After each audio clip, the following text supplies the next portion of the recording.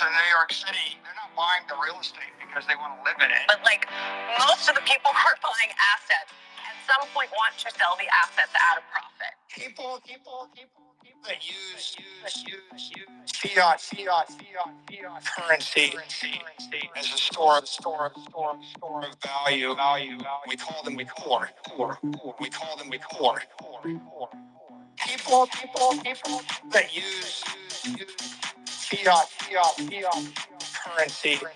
We call them the core. We call them the core. We call them the core. We call them the core. There's a name for them. We call them the core. We call them the core. Okay? Right? Like, the point is, if you have the superior asset, it's going up forever more. Forever. Right, I mean, right, but I mean, we can all look Bitcoin sort of as forever more. People that use fiat currency as a store of value. We call them core. We call them core. People that use fiat currency. We call them the core. We call them the core. We call them the core. We call them the core.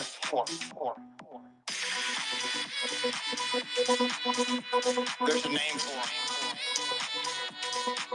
We call them the core. We call them the core.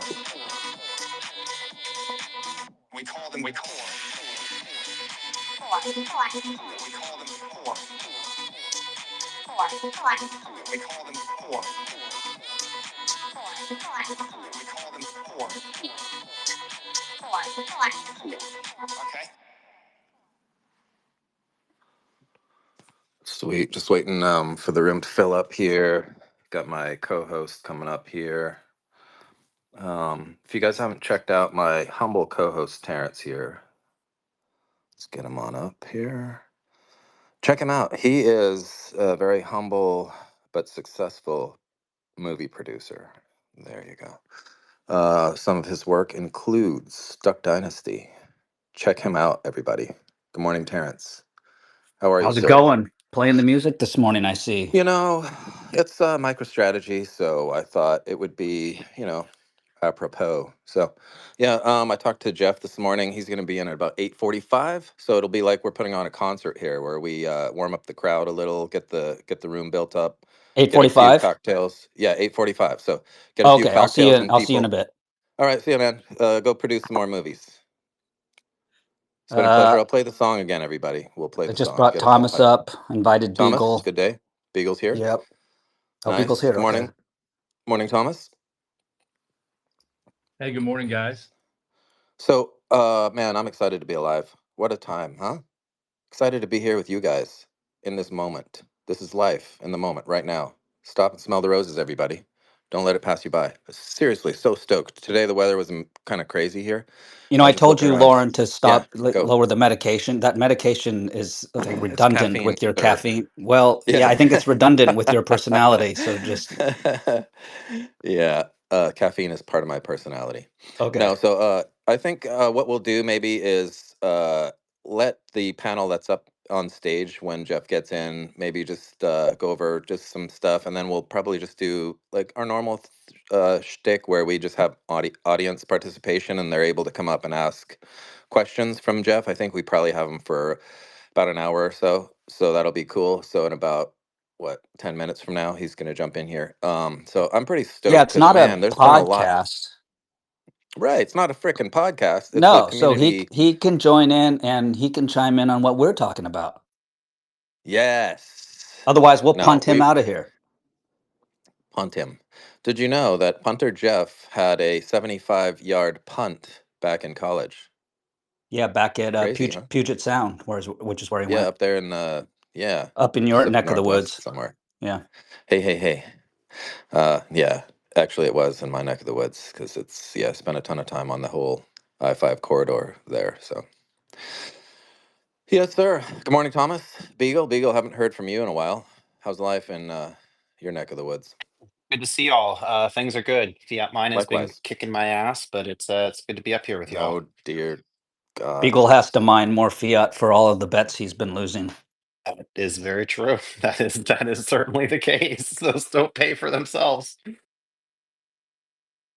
Hey, are you finding everyone pays up on those? Because, and it's not a big deal to me, but in the past, one or two of those I won where there was huge groups, but I didn't get paid by a bunch of the people, and I didn't. It didn't really matter to me, but I just didn't know if anyone was keeping track of that. I thought you were by chance, but I mean, I would say like amongst the good group of people on this, it's like 100% pay, but not everybody has always settled up. But all of the people that like we talk to regularly that are welcome on these spaces have always settled up and done it right away. Yeah, I stopped betting because I wasn't getting paid either. I think it would be more wise to actually put the money into an escrow with the, I forgot what options are available for those kind of things, but then it just automatically triggers when that event horizon happens and blink, you get paid. So I'm done betting on X. Ridiculous. You can make bets on like places like Kalshi if you're US. Obviously, if you want to use poly markets, you can use a VPN if you're in the US. And then it's the smart contract driven essentially. You just get a instantly payback. But if you want to do the gentleman bets, um, I would just not do it with a lot of money. I mean, I see people betting, 10 million sat, something north of $1,000 with people that they only know from X. There's a good chance that they're going to say, I don't remember doing that, or that was just a joke if they lose. So that I've only done it once, and it was actually Beagle was in the bet, and there was like 7 of us, and we did it like about a year ago, and it was for only 100,000 sats. So it was like, $100. And Gary Cardone ended up winning. So I actually chased Gary down to pay him. He didn't He ask needs me. the money too, so I'm glad you were He able didn't need to it, but it's just it was more of a help him out like that. gentleman's thing. It was fun, right? I remember when we made the bet, I thought his prediction was crazy, and he was the closest. Um, we You're were way crazy, too Thomas. we You're were way too crazy. bullish in March of last year. Remember we opened 24 at around $42,000, and um, and then we had that. Right after the ETFs launched. Just as a quick history, it dropped a little bit, surprising everybody, and then it rapidly rose in about 6 weeks to 73, almost 74,000, and that's about when we made the prediction. So we're looking, holy shit, this thing's on a rocket ship. You know, people were saying 200,000, 300. It was crazy. And we ended up just under 100,000. And you know, uh, again, we were way too bullish at the time because of the events of the weeks around What's that. crazy, Thomas, is how So, much better the news is now than then. And I agree. Like at the time, like the hey, ETFs have been approved. Beagle, Yeah. Beagle. Yep. I'm hoping somebody put the clock on Thomas. Oh wait, that was me. Sorry, Thomas. No, I'm hoping we can switch the convo straight to more what we're gonna address with Punter Jeff, since we have like 5 minutes and less about the price and the bets and whatnot. So Cool. I'm Yeah. sorry, We'll I didn't we'll mean to. pivot. Pivot. Yeah, yeah. Hopefully, because maybe we can ask, like, maybe mesh some things around right now because I don't have a list or I didn't prepare or anything. But I did see like a long form clearly, post. So, Thanks, Lauren, I think will Terrence. be Yeah, interesting yeah, to yeah. see from Jeff on MSTR is to give us some semblance, because I know he swims in MSTR stuff, so he knows. But like, give us a preview of the kinds of treasury products that we could expect Yes. Yep. from MSTR, so we can start to think about that from an early perspective, and because when that becomes clear to people, you're going to then see the ability for them to scale up and really radically transform the nature of that company. For sure. So right now you have this small seed business, the old MSTR business, and then you have this huge piece of it that is the Bitcoin treasury, but for the most part it's passive. And requires continued participation in order to do that. If they can get the core business up to generate cash flows to easily service all the converts and the debt that they're issuing, then it totally changes the nature of MSTR as an investment vehicle. Yes. Hey, I was going to say he'll be here in 5 minutes, but guess what? He's here early, folks. So maybe we start there. Jeff's here, everybody. Jeff, Thank good you. morning, man. Do you want to just give a little intro of yourself, as much as you want to say or as little as you want to say, and then we just start go digging straight into this MSTR stuff. I'm so excited about this one, man. Couldn't wait. Absolutely. Thanks for having me. I've been meaning to join, so I appreciate you carving out some time. All right. Yeah. I guess getting Likewise, right. man. The feeling's mutual. Thank you. Getting into it, a quick intro on myself. My name's Jeff Walton. I've been following MSTR and Bitcoin treasuries and the development of Bitcoin and the Bitcoin ecosystem for the last really 36 months and being heavily invested at the same time. So having an understanding of how the Bitcoin ecosystem is evolving and how corporations are beginning to leverage their assets as collateral in these new forms. My background, I had a decade in uh, structuring risk and selling risk internationally. So I was a reinsurance broker, and what I did as a reinsurance broker is I identified risk tranches within an insurance company portfolio. So you think about catastrophe risk or reserve volatility risk for an insurance company's balance sheet, and we can carve up, different tranches and sell them across the globe.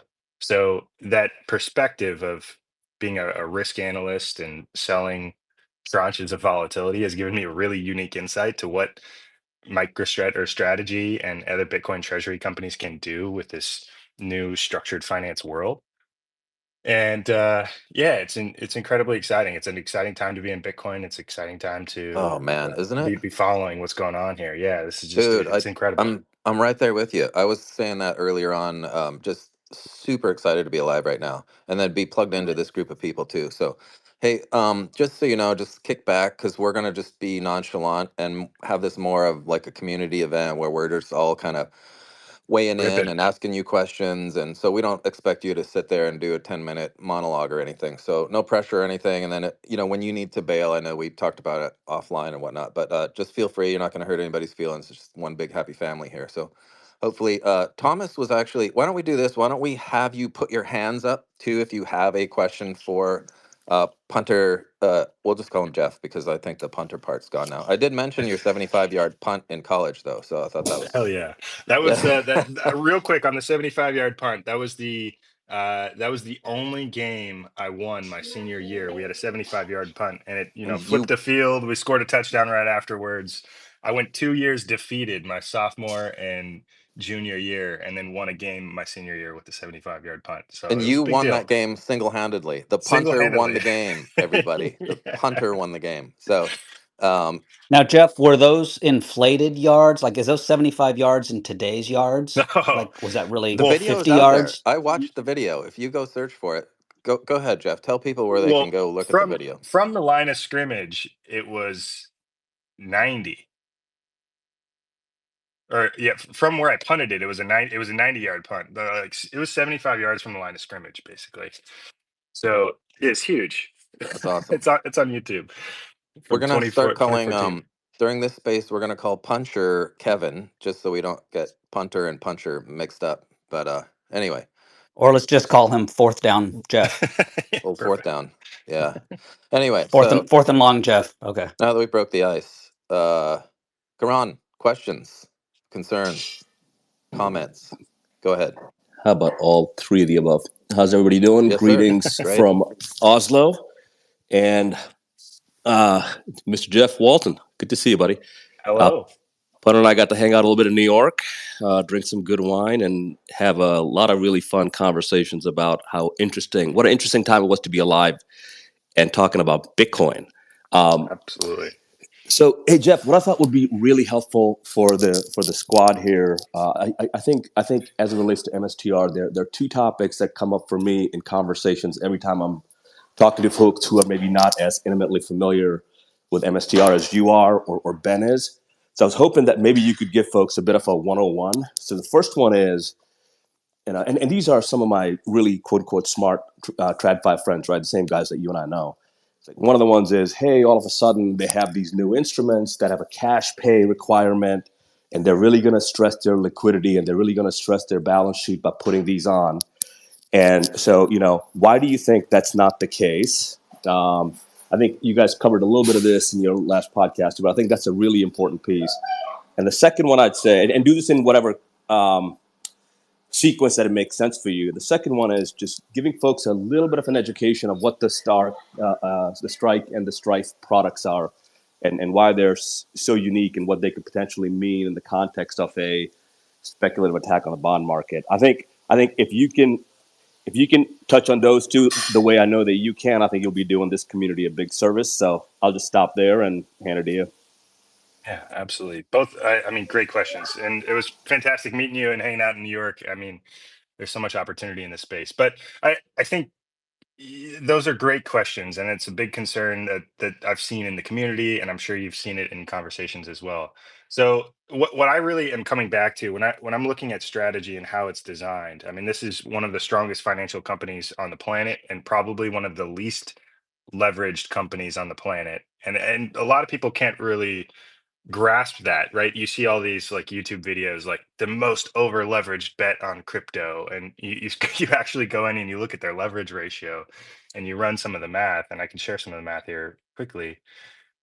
Strategy sitting on $44 billion of assets, and they have $8.2 billion of debt, right? So they've got five times coverage ratio. So they've got 5 times the amount of assets than they do debt. And if you go look at any of these other publicly traded companies, yeah, they've got like revenue coming in the door in different formats, but they're generally 60, 70, 80, 90% leveraged.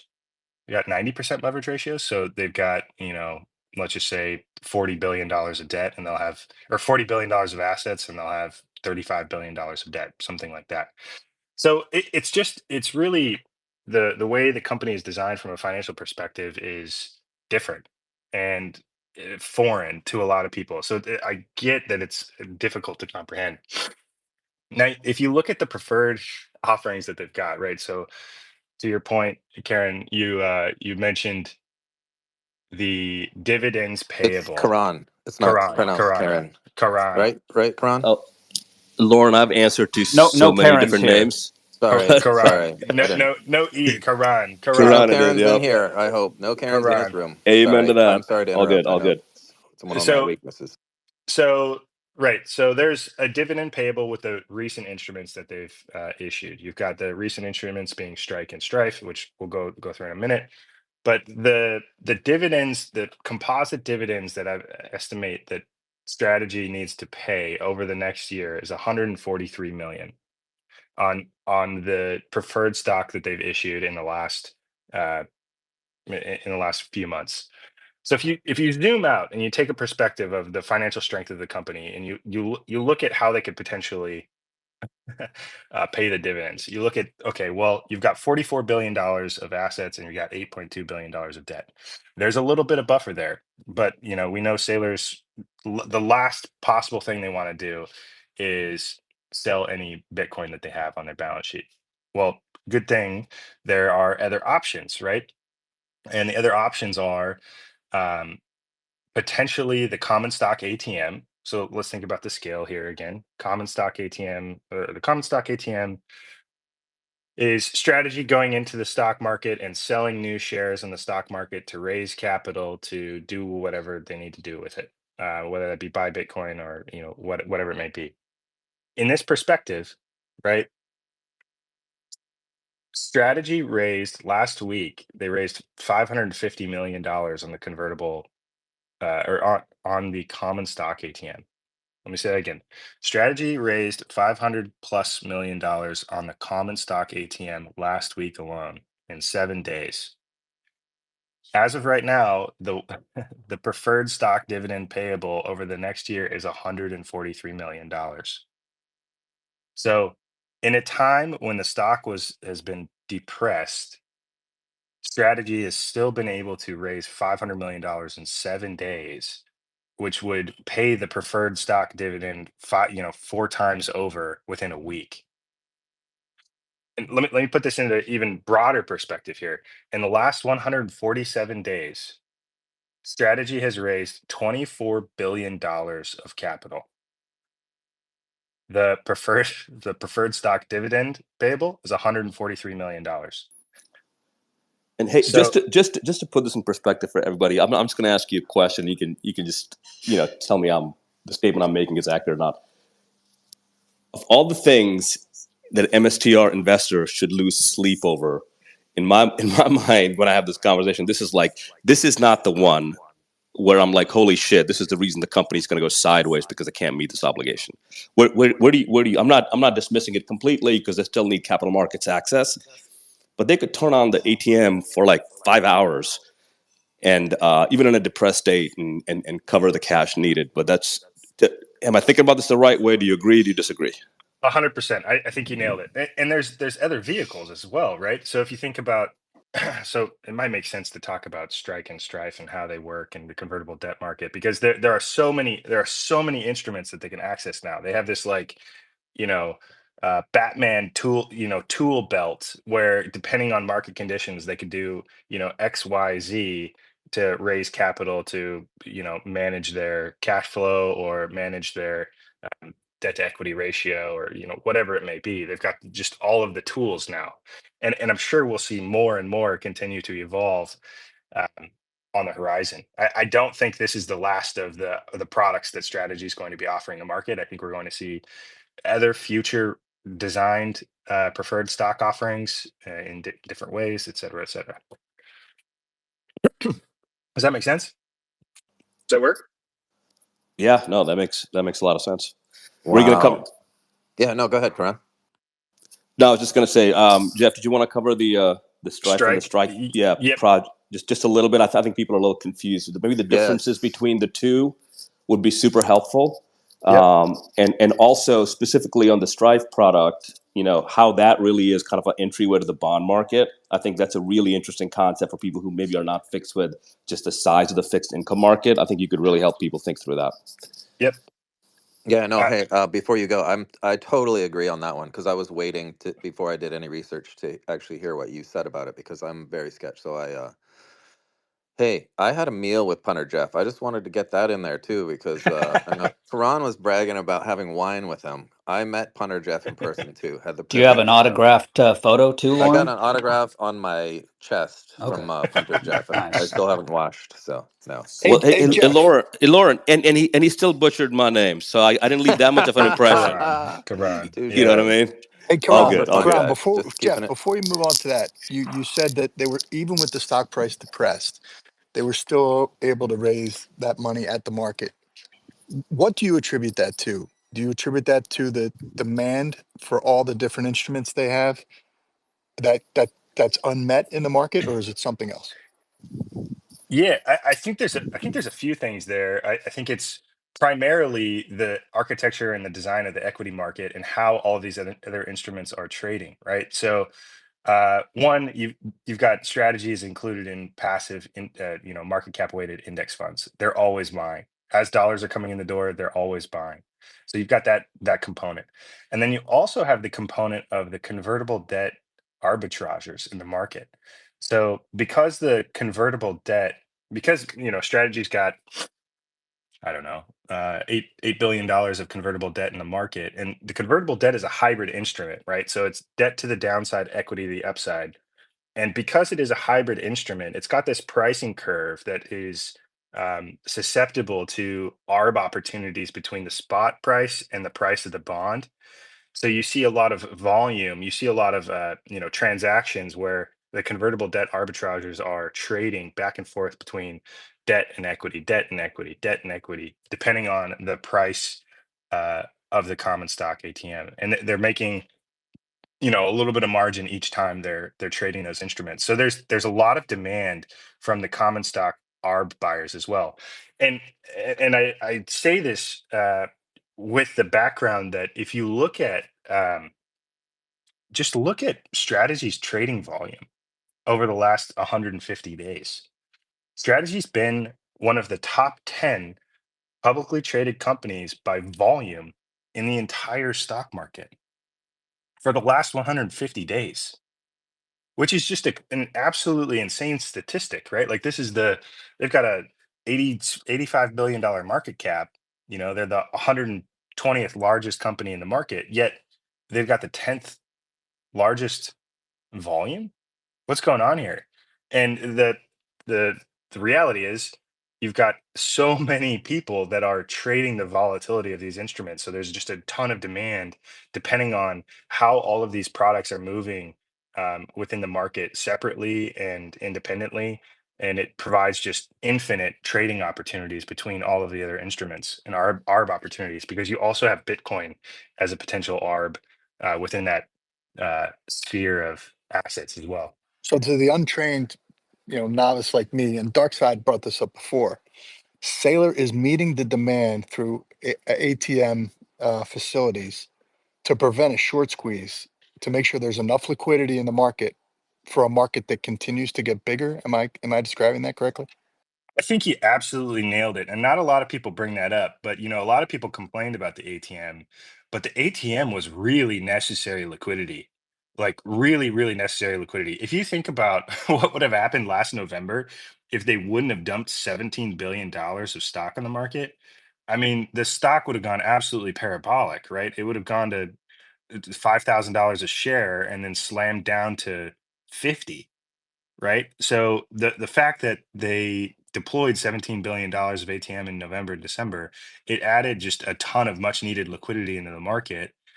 And it allowed them to, add, 200,000 Bitcoin to their balance sheet in just a really short time horizon. So I think you hit the nail on the head that it added much needed liquidity for the trading in between all of these different instruments in Bitcoin and et cetera. So it's facilitated just significant interest across the board in all these instruments.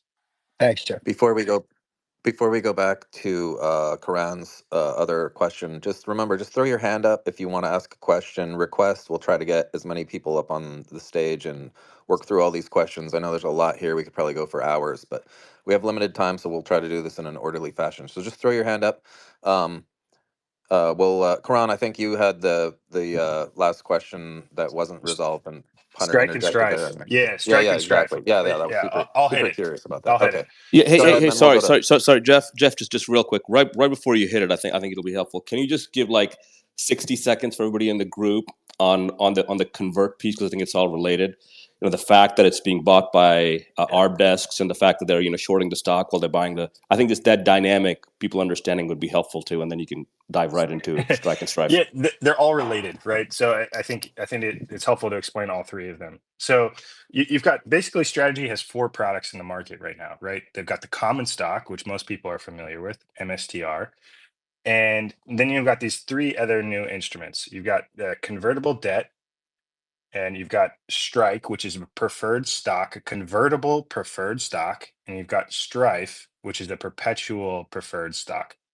So you've got these three new instruments, and they're helpful to think about their structure in the the capital stack. Like what happens in the event of a bankruptcy liquidation. And this is really valuable to understand because it's how they're monetizing their Bitcoin as collateral. So uh, each one of these different instruments has a position within the capital stack upon bankruptcy. So the convertible debt is most senior. So if there were a bankruptcy, the convertible debt buyers will get seniority to access any of the assets that are still remaining on the company's balance sheet. And so they will get paid out first. After they get paid out, what's left over then goes to the Strife holders, the preferred stockholders that have no convertibility. If there's any money left after that, then it goes to the Strike holders, and it goes to pay out the liquidation preference of the Strike holders, which is the convertible preferred stock. And then if there's any money left after that, it gets distributed equally amongst the common stock shareholders. So the importance of pointing this out is each one of those positions within the capital structure has different risk, right? If you have the most seniority in a bankruptcy liquidation, you have the least amount of risk, but you also have the least amount of upside. And you kind of go down the road there, and you've got, okay, well, you got a little bit more risk and a little bit more upside, a little bit more risk and a little bit more upside. And then the common stockholders have the most risk, but also the most upside. So it's really valuable to understand that component, right? It's this risk return metric that allows them to monetize the collateral of the underlying Bitcoin that they hold on the balance sheet. So now let's get into convertible debt. Convertible debt is a instrument. It's a debt instrument. It's a hybrid debt instrument. And what this looks like is it is debt to the downside, right? So if the price of the stock goes down, it effectively operates as debt. So strategy would have to pay a certain debt figure at a point in time in the future. So let's say, 4 or 5 years from now. And how this works is the capital provider gives strategy money, let's just say $1 billion, and it's a $1 billion bond, 0% interest. And strategy has to pay that $1 billion back 5 years from now, unless the stock price goes above, a predetermined threshold, let's just say $600. And so once the once the price of the common stock goes above $600, then there's incentive to convert the stock. Then to it's There's incentive for the bondholder to convert their position into stock, liquidate their position, and get out of the market and sign up for the next convertible debt, because that means it performed incredibly well. Now, where this gets a little wonky and difficult to explain, so Karan, I'm gonna try to hit your question really briefly. Is There's significant arbitrage opportunities uh, for these debt buyers. So there's a couple things that happen when the convertible debt is issued. There's a significant amount of pressure on the common stock equity for multiple reasons. Uh, the reasons are: one, the convertible debt buyers want to depress the price as much as possible in order to get a better conversion price at a future point in time. So you've got that component. That's component number one. Component number two is that they're shorting the stock to hedge out their position, and hedge their exposure to the downside. So by shorting the stock, it effectively allows them to, because they have the equity exposure conversion to the upside, it allows them to arb out the delta between the conversion price and the bond price, basically. So that initial shorting of the stock, if the price of the stock goes up, they'll short it. If the price of the stock goes down, they'll close the short position. And that's where the arb volume is coming from, is this constant trade, back and forth between, bond and stock, bond and stock, bond and stock. And if you're curious, I've done 2 podcast episodes with Richard Byworth on this exact topic. This guy was a convertible arb trader back in the day in the Japanese market, and we've gone in depth about this on 2 podcast episodes for an hour each. So it's incredibly in depth. It's incredibly complicated. It's difficult to understand on the first time you hear it. So I suggest everybody, if you don't know what's going on and you want to, go listen to those. Now, there's the 2 other instruments, Strike and Strife. So Strike was released first. Strike is a preferred stock offering, a convertible preferred stock offering. I think this is an incredible product. This is absolutely incredible product. So, how this works, this is effectively how I like to think of this. And this is thanks to Jesse Myers, as we chatted about this last night.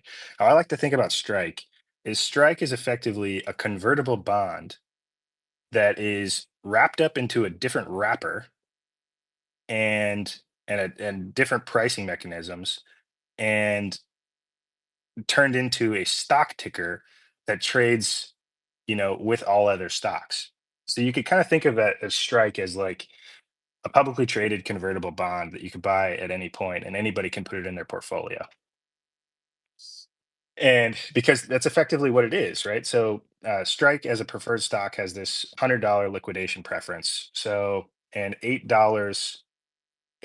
dividend per share as a function of the $100 liquidation preference. So if you were to buy a share of Strike, you get paid $8 per share per year for that share that you buy. That Strike as a preferred stock is convertible into common stock. 10 shares of Strike is convertible into 1 share of common stock. So that effectively gives you a $1,000 conversion price. So as the price of strategy increases, goes above $1,000, all of a sudden the dividend that you're getting paid on the dividend that you're getting paid on Strike starts to look nominally smaller and smaller because it's $8 per share, not 8%.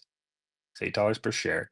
So as the price of Strike goes up as a function of the underlying common stock going up, the yield percentage that you get on the stock looks less and less attractive over time, and there's more incentive to convert into common stock at a point in time in the future if the common stock goes up. So this is incredibly bullish for common stock holders and strategy holders because they're effectively selling, um, you know, a 10x convertible bond in the market. So past convertible bonds that they've sold in the market have had, 35 to 55% conversion premiums. And now you're looking at something with like an 1,000% conversion premium. So it's effectively significantly more accretive than any of the convertible bonds that are currently in the market. Uh, but there's this dividend component that a lot of people are concerned about, Karan, which you hit at the very beginning. So that's the market that they're able to tap with the strike offering is relatively small, but it's growing, and it's just an incredibly interesting product. And I think it's going to take a lot of time for the market to really understand what they could do with this product, right? Ben has brought up this term like self healing, like it's a combo interest rate product and a long common stock product. It seems it's just incredibly interesting, right? So if interest rates fall, if global interest rates fall, the price of Strike should rise because its competitiveness, interest rate that it's offering would be incredibly competitive relative to the rest of the market with a different risk return profile. So there should be a lot of new buyers that are coming in to buy Strike because which would drive the price of Strike up because the interest rate would look incredibly juicy relative to other options in the market. And you've got this convertibility option. So it's this kind of pseudo play on interest rates, and it's a reduced volatility uh, product relative to Bitcoin and strategy, and it can serve a really valuable piece in a lot of different portfolios. And we're obsessed with this, right? So we're paying attention to what's going on. But once traditional asset managers start to understand this product, which is going to take years, they're going to be all over it. They're going to add it to pension funds, investment portfolios, yada yada. And so the reason this is really important too is because strategy has announced a $21 billion strike ATM. So they have the ability to issue new strike shares and raise more capital at this incredibly accretive rate. Granted, there's a dividend associated with it, but as the price of Strike rises, if the underlying common stock rises, Strike should rise. If interest rates fall, Strike should rise. And that would make the ATM that's offered on this product just incredibly more accretive over time.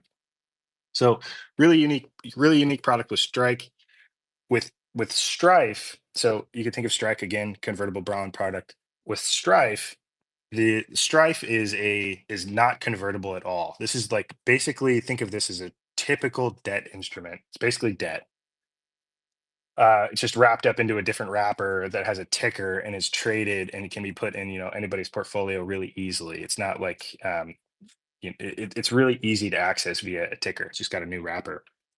And this has got a $10 per share, um, $10 per share dividend, not convertible at all. So again, here, if you think about interest rates changing, right? If interest rates fall, this product is going to look incredibly attractive with a really compelling risk return profile, right? If you understand what's going on with Bitcoin, right? If you think Bitcoin is the risk-free rate, and you look at Strategy's financial strength, you look at this product and you say, wow, this is actually really compelling, right? I have an option to buy treasuries at 400 basis points, and the US government has a 600% leverage ratio. Or I could buy 10% yielding Strife on Strategy, which has a 15% leverage ratio. Which would I rather own? And it really will make traditional financial managers rethink their entire portfolios, right? Like if this is if the bond market begins to buy this product and put it into the portfolios, they're going to outperform all of their peers. So any first mover here that's buying Strife and adding it to their portfolio is going to outperform all of their peers by hundreds of basis points. All of a sudden, those portfolio managers are going to get more and more business because they're outperforming their peers left and right. And then the competing traditional bond managers are going to say, why am I losing all my business? And identify that the opportunity is having Bitcoin, you know, uh, different volatility Bitcoin exposure on in those portfolios. So this is the final point I'll make here. The bond market is $300 trillion. It's fucking massive, right? $300 trillion. Saylor has mentioned that he wants to get 1% of the bond market. That's $3 trillion. So that's what the market is here, right? That's how much capital that Strategy could potentially raise to buy Bitcoin via these types of instruments. Let me put that in perspective here. Strategy has raised $24 billion in the last 150 days, and they're looking to raise 3 trillion, right? That's over 100x. And it's going to take time, right? Like the market needs to wake up to this product. It's going to take so much time, right? It's going to take so much time for people to figure out what the hell these things are. And I mean, that's kind of our job. That's why we're talking about it. Is because everybody's rethinking how it could potentially be used, and we're at the forefront of that. So exciting times, cool products, exciting times. Yeah, wow. There was a lot there. Maybe I see Thomas's hand is up, but maybe we iron out any potential questions regarding what you just said. I was actually taken by your interjection and wise placement of yada yada yada in there. Um, the rest makes my brain hurt because I think I would have to go over this like a college course or something before I was able to wrap my head around all the things you just said in that little. Thomas, I don't know if your question had to relate exactly with this or if you were going to change the subject, but I was hoping maybe we could iron out any questions regarding the products that he just mentioned and anything he just said. I know Karan just came off mute there, so maybe we'll go to him and then Thomas. Yeah, just a quick one. So, Jeff, the way I think about let's just keep it really simple and high level. So the Strife product, right? I mean, they can call it what they want. It's really just a fixed income product. It's a bond that's been structurally kind of disguised as a preferred as preferred equity. You can call it a dividend versus a Interest coupon. payment. Yeah, coupon. It's the same Yeah, thing. it's the Yeah, same it's the same thing. thing. It's the same exact thing. And I have a pretty deep background on the fixed income side, and I was talking to some of my buddies who are on the fixed income side, and a lot of them have the ability. Like if you run a fixed income fund, you have the ability to buy products that look, smell like fixed income.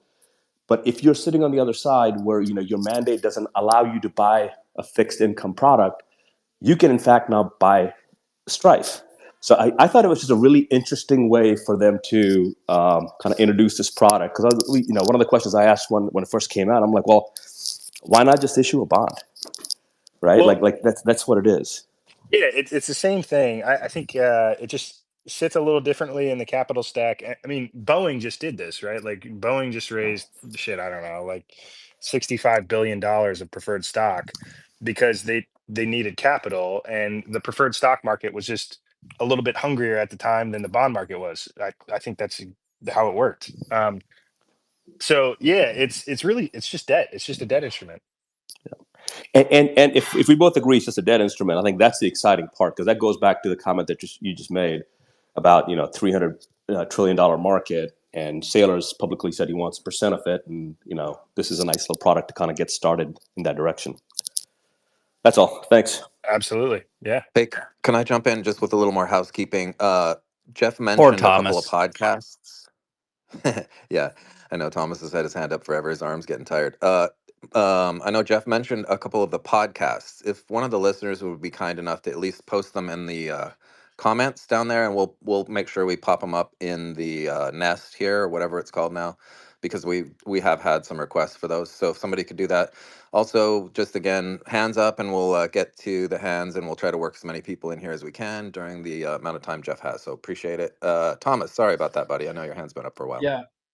So we have a couple dates to the quarter close, and I had thought I had read that MSTR needs Bitcoin to be around 96,300 in order to have retained positive earnings for 12 months. Is that accurate? And how does that affect the S&P inclusion?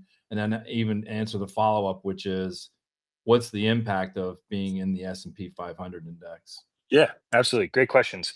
I did some math on this. We talked about it on our episode last night, MSTR True North. My math is calculating that Strategy needs Bitcoin to be at $96,156 at the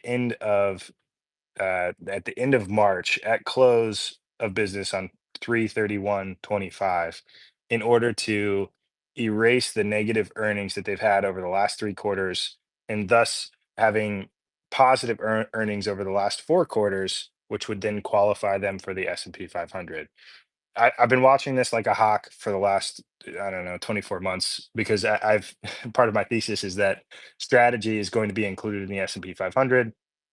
And why I think that's important is because of the architecture of the equity market, and how these equities perform.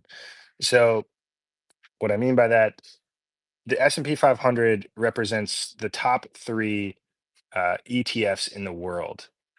There a significant amount of capital is invested in the S&P 500. You could think about banks, insurance companies, pension funds, 401ks. A lot of people just set it and forget it and buy the S&P 500. I want to say that some statistics are like 60% of the market is passive. So a significant amount of business just follows the S&P 500. Now, why this is important is because Strategy is a very unique equity to be included in the S&P 500, right? You've got a Bitcoin treasury company potentially going into the S&P 500. Yeah, there's already one company in the S&P 500 that holds Bitcoin on the balance sheet. It's Tesla, but they haven't adopted a Bitcoin treasury strategy. It's not 95% of their business model. Well, I think this is incredibly appealing is because, right now Strategy is valued at $85 billion plus or minus a few, which is significantly higher than the market cap threshold in order to get added to the S&P 500. The market cap threshold to get added to the S&P 500 is around $15 billion. So as companies that have positive earnings go above $15 billion, they start to qualify for the S&P 500. This is incredibly valuable for um, one, liquidity in the market, credit ratings. You can start to think about ability to raise more capital. It's just you've got more eyeballs, more people that are looking at your stock because you're in the S&P 500. So a lot of potential new capital coming in the door there. So there's a procedural matter, right? So let's say we have a rally over the next few days and we close over the 96,000 Yep. and change. And now we have qualified. Can you go through the procedure mechanisms and when the effectiveness would happen? And then if we miss it, let's assume that it goes 1 quarter, it's the next quarter Yeah. Does everything just shift out 90 days, or is it a different kind of schedule? Yeah. Really good question. So the last component of getting added or included in the S&P 500 is approval by committee, which, as you can imagine, uh, a committee looking at strategy is probably going to be confused. They're going to be bewildered, right? They're going to be, what is this thing? Why is it $85 billion? What is Bitcoin? I've never heard of Bitcoin before. Like, they're not going to get it. They're not going to understand what's going on. So I think even if they do qualify for the S&P 500, I think there's a high likelihood that the committee will ignore them at least for a quarter.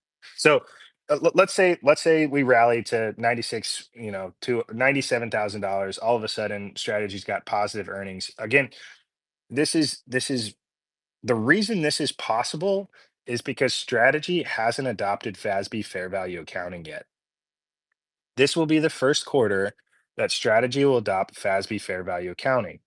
Looking back, if you look back at Strategy's earnings over the last, 36 months, you'll see that a majority of them are negative, and that's because of the dated accounting principles where Strategy had to take down the value of the Bitcoin held on balance sheet to the lowest point during the period, which was just stupid, right? Like they had to mark down the value of their Bitcoin despite the fact that they made $12 billion last year on their Bitcoin holdings. So if you look at an accounting perspective, it looks terrible. Strategy looks terrible from an earnings perspective. But the reality is they've got $44 billion of Bitcoin held on their balance sheet, and they just made $12 billion last year by holding and issuing Bitcoin products. So that will come to light at some point here in 2025. A lot of people have been concerned if the price of Bitcoin doesn't go above 96,000, like is Strategy dead? The answer is no. Like nothing changes. Like if they post negative earnings for Q1 2025, everything's still fine. It's going to appear to TradFi like nothing has changed, right? Because they've already posted negative earnings for the last 36 months. So I But there's a procedural, and then there's a procedural element to it, and there's a political element to it. On correct. the political side, do you think that there's pressure to include or exclude MSTR once they've hit all of the qualifications? Well, I'm biased. I think there's pressure to include MSTR, but how I imagine this working, because I've worked with a lot of these rating agencies in my life in the insurance world. They're likely going to ignore it on the first go around. I suspect that um, if strategy does have positive earnings in the quarter, you've got this procedural and political element. There's a high likelihood that they're going to look at the volatility and say, "Hey, this thing's too volatile, right? It's too risky. Like we can't add this to our index. It's gonna make everything too volatile, and we're concerned with the volatility, right? These people are probably not orange pilled. They probably have done, an hour of Bitcoin research, maybe max, and the market's going to respond, right? The market will respond and say this company should be in the S&P 500. They just have positive earnings, and everybody's going to front run it. Everybody and their mother is going to front run this thing, and that's what happened. That's what happened with Tesla, right? So Tesla, if you look back at when they're including the S&P 500, it was, what is it, 2020, 2021? I think it was 2020. So they had the first couple of positive earnings quarters in a row, uh, and the market started to front run S&P 500 inclusion, and this was fascinating. So Tesla qualified for the first time for the S&P 500. I want to say in July of 2020, and the market cap for Tesla was like, I don't know, 250 billion, 300 billion, and the S&P 500 committee snubbed them. They didn't include them on the first inclusion potential right after they qualified from an earnings perspective. They got snubbed in September of 2020. And what happened was the market ripped, the market rallied. It continued to front run a potential inclusion. And that really put the S&P 500 in a really difficult spot, because now you're looking at a company that's valued at $600 billion. And you're like, holy shit, this is the largest company that's ever gone into the S&P 500 index. Like it's going to have a huge impact on how this index trades if we don't if we add it, we're screwed. If we don't add it, we're screwed. Which one are we more screwed with? And you got to think about who's buying the S&P 500 index and all of the political pressure around the scenes, right? Like, so you got all of this money outside saying, like, hey, you guys need to add this. I want this exposure. Like the market is just forcing them to add it into the S&P 500. I want this exposure. I need it in my index. And I'm sure their phone was ringing off the hook to add Tesla to the S&P 500. And So Jeff, the front. So let's assume that happens, and we're either looking at an end of year decision. It could be September, October timeframe, and they snub. So there is front running. Give a sense of the front running in terms of what are they front running? A 10% pop in the price, a doubling of the price. What are they front running? Because there's a perception that, and I believe it for sure, that inclusion in the S&P 500 will drive up the price of the stock. I just don't know how much. yeah, good question. Well, and this is kind of reflexive in nature, I think, as well. And so how I think this works, and I'm not 100% familiar. This is a little bit of speculation, but if you go back and you look at history of all S&P 500 inclusions, on the date of inclusion, stocks actually underperform, right? So on the date of inclusion, stocks actually underperform. And the reason for that is because all of this information is public, right? Everybody knows the calculus that goes into the S&P 500 inclusion. And like you start to buy those stocks beforehand, you get to the inclusion date and you dump on retail, you dump on, or not retail, you dump on passive investors. And there's every incentive in the market to do that. Now, how does it work, right? Because you've got sophisticated buyers in the market that manage large capital. And I think these large hedge fund managers that have both actively managed funds and passively managed funds will start to front run these equities that are getting included in their actively managed funds. They'll buy them in the actively managed funds, and then they'll sell them to the passively managed funds at inclusion, or have some sort of proportion that sells at inclusion. That way, they make sure that they have this exposure. They get the benefit in the actively managed funds, so it looks like they outperform the market, and then they dump on passive investors on their passively managed funds, something like that. It could be complete speculation, but um, the data and research kind of points to that type of front running. So what I think is happening is people buy, or these investment managers are buying the allocation that they anticipate the equity to be included at the S&P 500. So in terms of price appreciation, no idea. No idea. It kind of depends on the liquidity of the stock, how much is trading, what's trading at the margin, all of those things. But what I think everybody's concerned about is what is the allocation for which they get included. And if we see a significant run in the price of Bitcoin, or if we see strategy continue to add a bunch more Bitcoin to the balance sheet, that inclusion figure, right now being included at the 100th largest company, it increases exponentially as they ride up that publicly traded leaderboard, right? Like as you get closer to the top, it's not a linear amount of new dollars coming in the door. It's exponential, and it makes it just this incredibly dynamic, difficult uh, process to um, predict. Yeah. Hey, let's try to work another hand in here. I see Asteroid has his hand up. Go ahead and throw your hand up if you have a question or want to get involved in this conversation. Asteroid. Hey, can you hear me? Hello? Yeah, Hey, guys. sir. You may You want know to. the Don't question is forget, Jeff. good when you start off with that. Yeah, here comes a good Yeah. one. No. Ask your Don't question forget from we had wine too. Asteroid. Please ask your Yeah. question from outside of the bathroom, because it sounds like you're stuck Well, in he's a now hemorrhoid. We're going to refer to you as yeah, hemorrhoid. Ask your something. question. Yeah. Anyway, Computer to start this thing. much better. Yeah, Thank Jeff, you. I was wondering what you thought about what was the reasoning they have that in Strife, the reason they have that thing where they can refrain from paying the dividend, and then there's a % escalation clause in there from up to 2 years. Why do you think they did that?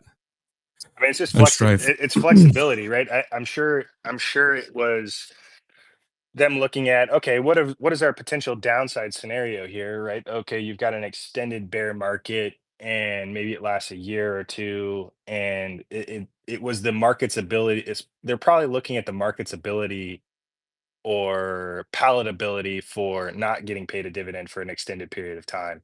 So really, it's probably a pricing mechanism. It's probably a risk management tactic, looking at, you know, what if we got into a scenario where you know we had difficulty in raising money via ATM or convertible debt, or significant depression in the price of Bitcoin, World War III, big earthquake, or something like that, and that flexibility to delay that dividend um, acts in strategy's favor. Basically, it delays the possibility that they've got to pay that dividend. And when you look at Bitcoin's cycle history, how it operates, its performance as a duration asset, buying yourself time is incredibly valuable, and that's effectively what they're doing, is buying themselves potential time that with continued ARB opportunities, right? Interest rate ARB opportunities, right? If they needed to roll their debt obligations, raise more capital, pay the dividend, whatever that may be, it gives them that time flexibility. Don't everyone chime in all at once. We don't have to stay on those specific topics. Personally, I'm going to just go ahead and make a 180-degree turn Flip it. here. I was curious. Go ahead, No, Jeff. You I just were. said flip it. Yeah, make the turn. Oh Make the yeah, turn. okay. No, yeah, we're just having a conversation here. So we're just a bunch of family just chilling, talking MicroStrategy and GameStop. Oh. So, uh Yeah. brakes, cement wall. Yeah. No, I was just curious. I'd seen a few posts where you were weighing in, but just curious your thoughts. The GameStop news. Oh man. I Dope. mean, yeah, Crazy, yeah. huh? It's just incredibly exciting. I feel like my investing career has come full circle because I really I went really heavy into GameStop in 2021 when all the craziness happened. I was seeing what was going on. I was part of the Reddit communities. I was one of the DGens. I liquidated my whole portfolio. I bought GameStop shares. Rode the wave. Um, but luckily, I exited the trade on a Monday morning, the Monday after like all the manipulation happened when Robinhood turned off the buy button. And I spent the entire weekend. I love telling the story because I ruined a vacation with my wife. I spent the entire weekend like game theorying my way through who the hell is buying GameStop right now and what are their incentives. And back then I realized very quickly that there's more money here than just retail, right? Retail's caused part of this frenzy, but there's also big capital that's trading GameStop that's just interested in 100% return, 200% return, or they just made 10 years worth of returns within 2 weeks riding this GameStop wave. And I realized that I made the question to myself, what am I actually holding? Right? What is a piece of GameStop equity? And when I looked at it at the time, GameStop was trading at $30 billion market cap, and they had $500 million of net assets. So they had some assets, but a ton of debt. The balance sheet looked shitty, and you zoom out and you're like, oh my god, like you start comparing it to other companies in the market, and it was one of those, oh yeah, I can't hold this. I like what they have nothing here, right? They've got real estate that's decaying, and I love video games, but yeah, I'm not bullish on this anymore at $30 billion. I'm not bullish. So I exited the trade, and then that's how I got into MicroStrategy or strategy.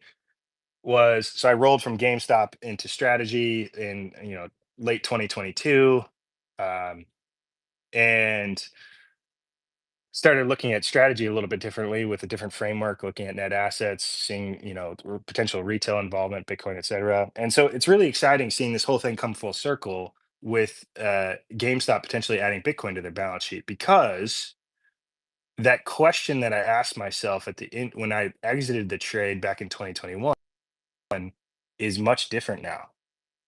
right? If GameStop holds Bitcoin, you're like, what? Wait a minute.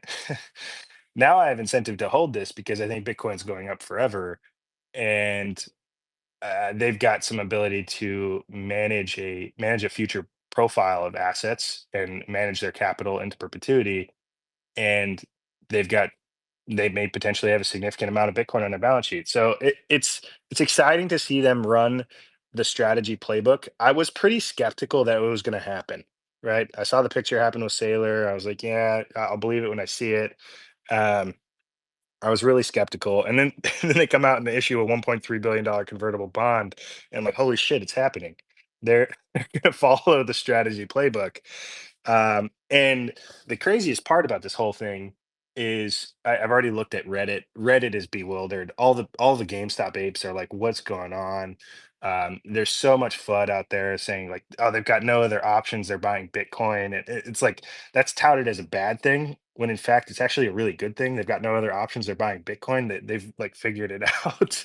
It makes sense. There is no better option than buying Bitcoin at the moment for many of these zombie companies.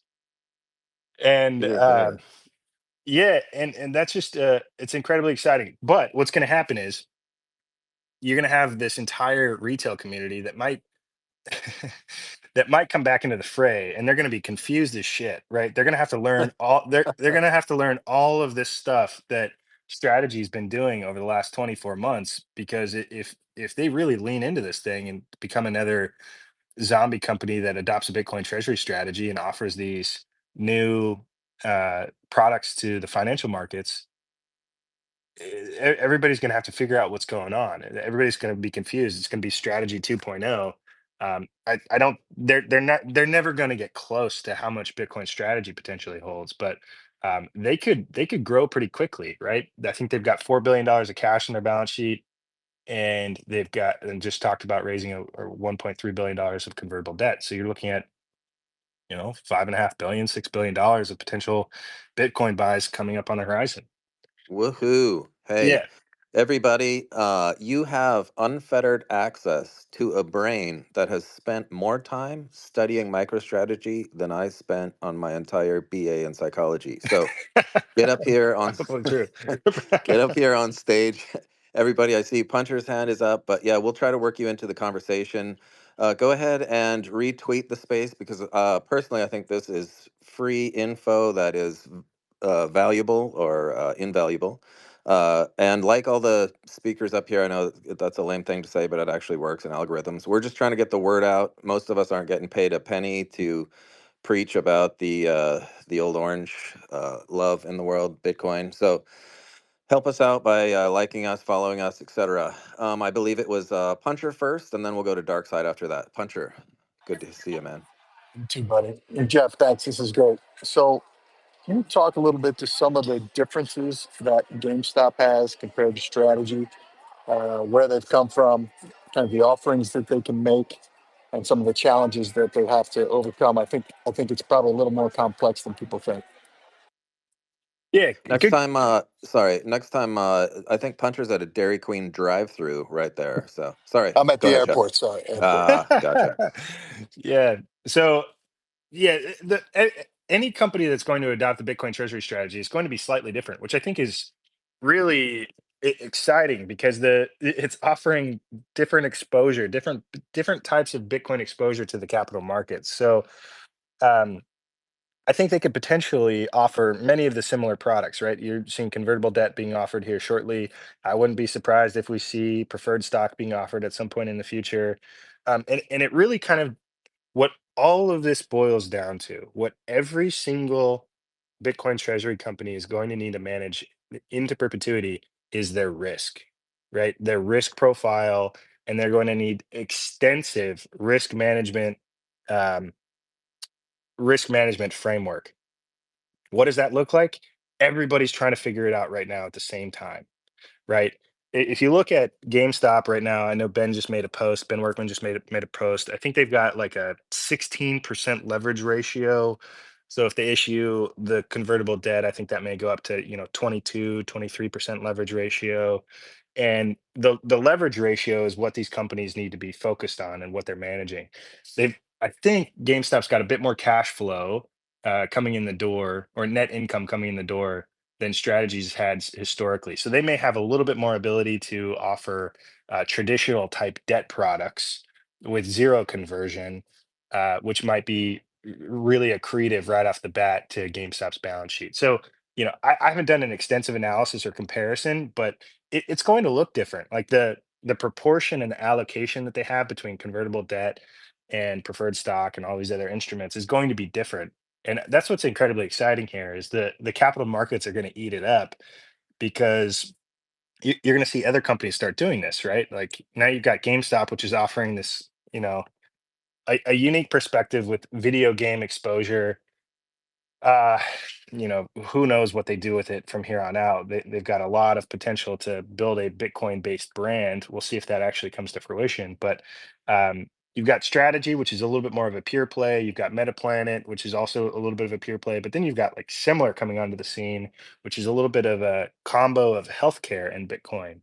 And you've got GameStop, which is a combo of like video games, and maybe they get into AI and Bitcoin. And as the market evolves, these different um, segments of the market are going to give separate Bitcoin plus X market exposure to all of these different capital pools, so they can diversify within their own Bitcoin exposure.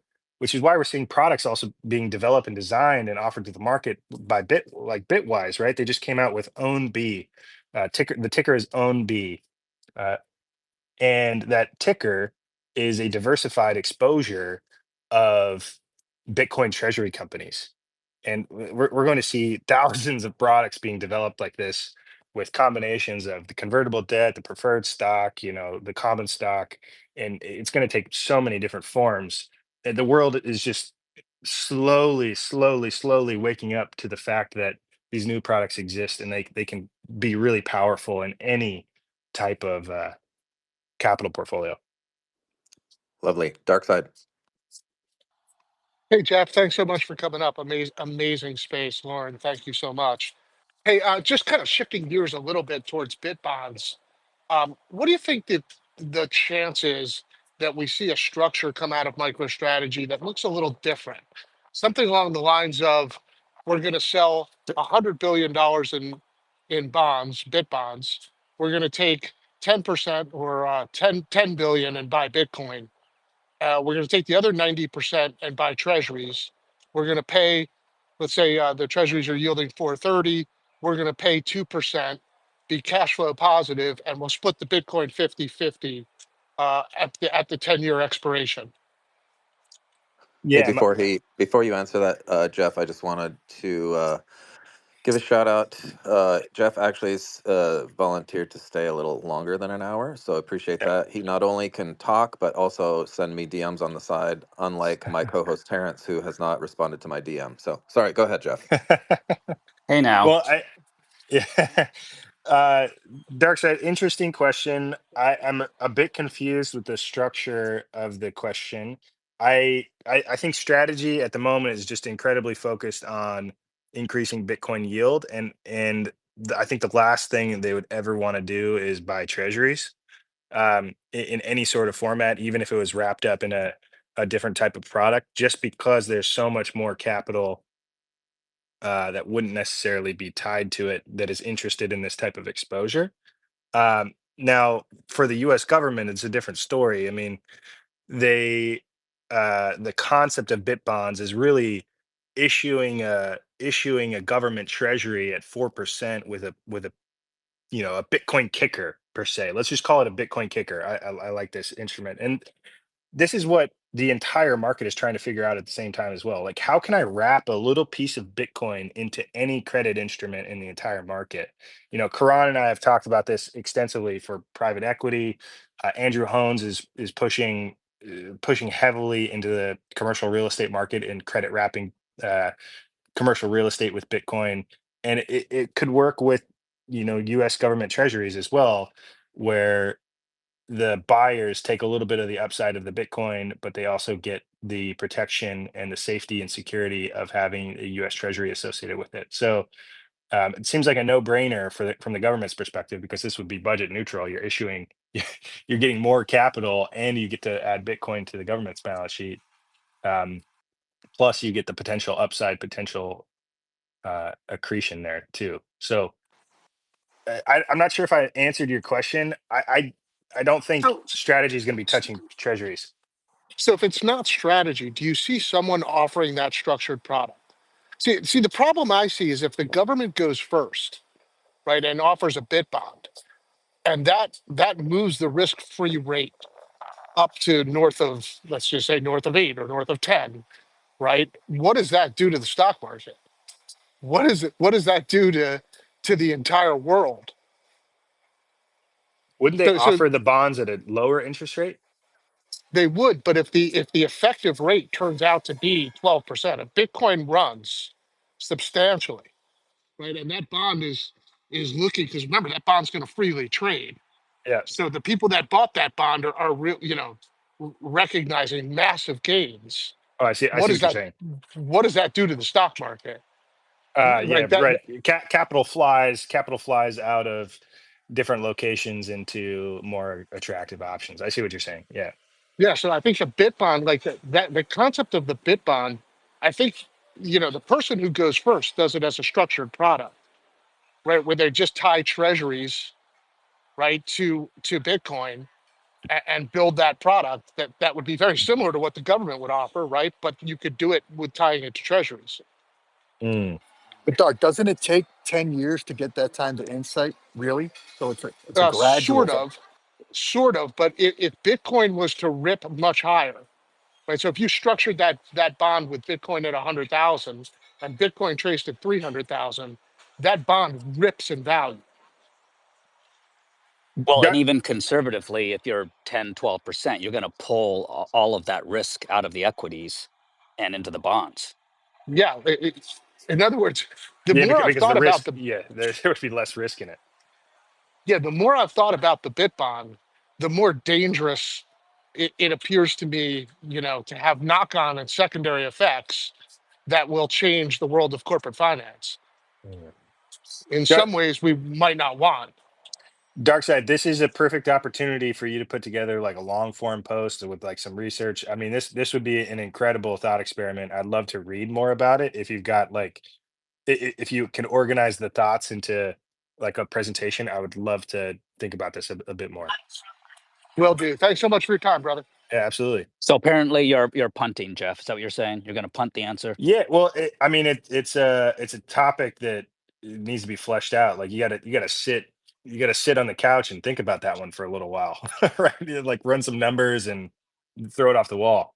I mean, that's what I do. Like, I've made a couple long form posts recently about just like how strategies leveraging collateral in the market. They've effectively used the corporate balance sheet as a transformer to get this Bitcoin with this incredibly volatile product and over to the capital markets. They use the transformer of the corporate balance sheet. But I had to sit on my couch and think about that one for hours before I can really organize it into a concept of what's going on. And same with the post I did about coyotes and rabbits and economic phase cycles. So it just one of those things you gotta throw it off the wall for a little bit. So the key here is we need a thinking couch, Terrence. Yes. Yes. Terrence, sorry, I was gone for a minute. I don't see any hands, but when I minimize the screen, they go away. We had Asteroid. I don't know if his hand's down, and then Nikolai joined with his hand up. Hello. Hey Jeff. Yeah, You can take the microphone out of your mouth now. He went straight from the bathroom. Mic out of your throat, Right. Asteroid. Like, oh my god, 3 feet away. Oh, sorry. I have one. Much better. Is it better? Sorry, I was yelling. I'm excited. Yeah. I'm so excited to have Jeff on the panel. I can't contain myself. Yeah. This is sort of a weird open-ended question, but one reason I'm invested in MicroStrategy over Bitcoin is I believe there's a good chance that this treasury market operation framework they have is so unimaginably large that we can't even conceptualize it right now. As I believe that they also will likely be able to monetize and generate cash flow from it. And I think it's going to be so, like, if we were to try to think about it today, I think, and we would look back, we'd be shocked about how massive and the size and scope of this. What do you imagine it to be? Like, how big is this? I believe it's going to be big. What do you think it looked like? What do you think it's going to look like? What do you think are some ways they're going to be able to generate income? Because I don't know. That's why I'm invested in it. I believe this is not a done deal, but a good chance, 60, 70% chance, I think. Yeah, this is one of those things that I feel like I figured out just, I don't know, maybe a month ago, where everybody asks this question: what are they going to be able to do with it, right? Funny enough, like they're leveraging it right now, right? The assets that they hold on their balance sheet right now, they're leveraging them right now. And people haven't really figured that out. They're like, how am I going to make revenue off this thing? Well, they're what they're doing is they're just skipping revenue and throwing it directly into earnings, right? Every time they buy Bitcoin, it just skips revenue and goes right into earnings.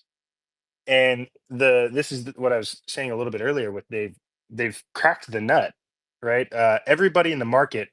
This is interesting. So I was in New York a couple weeks ago. I was at Bitcoin Investor Week, and since I quit my job, I've been really trying to figure out like the lay of the land, like what's going on here, like what's everybody trying to solve. And everybody's trying to solve this nut of like, how do I get more Bitcoin, right? And there's an interesting thing about Bitcoiners when they hold Bitcoin. If you're a Bitcoin maxi, you hold 100% Bitcoin and you hold $0, right? You hold $0. So if you hold $0, how do I get more Bitcoin? You've got to leverage it, right? You've got to leverage your Bitcoin in some capacity. And this is why we're seeing all of these new markets come into the fray uh, for lending, right? So if you are getting a loan off of your Bitcoin, you are using your Bitcoin as collateral to get more fiat dollars in the door, to probably buy more Bitcoin, or to, get something that adds value to your life. So like yielding Bitcoin in another form. So everybody's trying to figure that out right now, and that's why we're seeing a huge push, right? Like I even see Arch on the call, like Arch Lending. They offered a product to Bitcoin holders that is effectively using Bitcoin as collateral for a loan, and it's incredibly impressive, and it's exciting product. However, it's really hard to sell to Bitcoiners currently. In its current form, it's really difficult to sell to Bitcoiners for many reasons. There's a high loan to value. You've got high interest rates relative to other products in the market, and then you've got these like pretty aggressive liquidation triggers. So it effectively looks like there's zero downside to the lender that's offering these products, which is kind of how they're designed. And the reason for this is because the fiat capital providers on the other side of the trade are seeing this as incredibly risky, right? You're accepting Bitcoin as collateral for a fixed interest rate for a period of time. Underwriting that product is incredibly difficult, and it looks really volatile, right? Like you've got this really volatile asset, and it's difficult to underwrite, right? There's high risk because of high vol.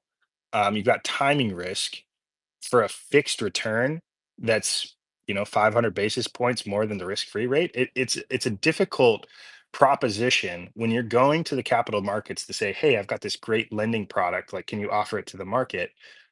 They say no because there's just too much risk associated with it.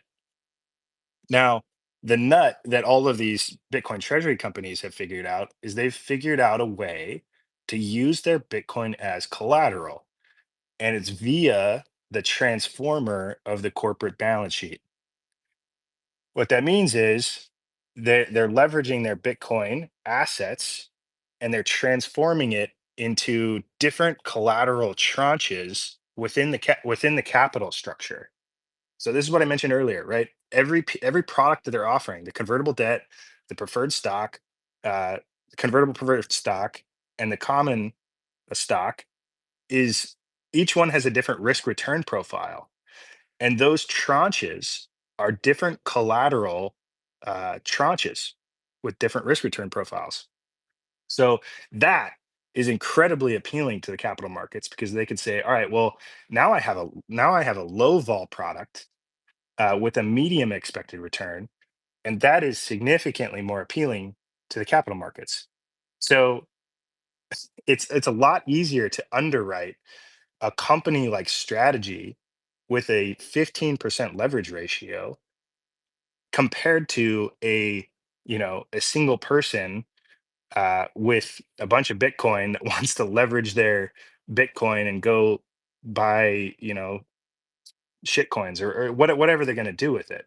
So from a capital market perspective, it's a much better risk return profile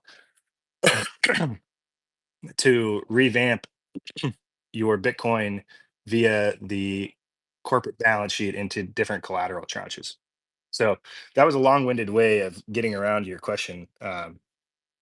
I don't even know what your question was, but that It was was kind of irrelevant. tough. Don't even worry about it. But I know you're having a hairball issue there too. I think Thomas sometimes struggles with those as well.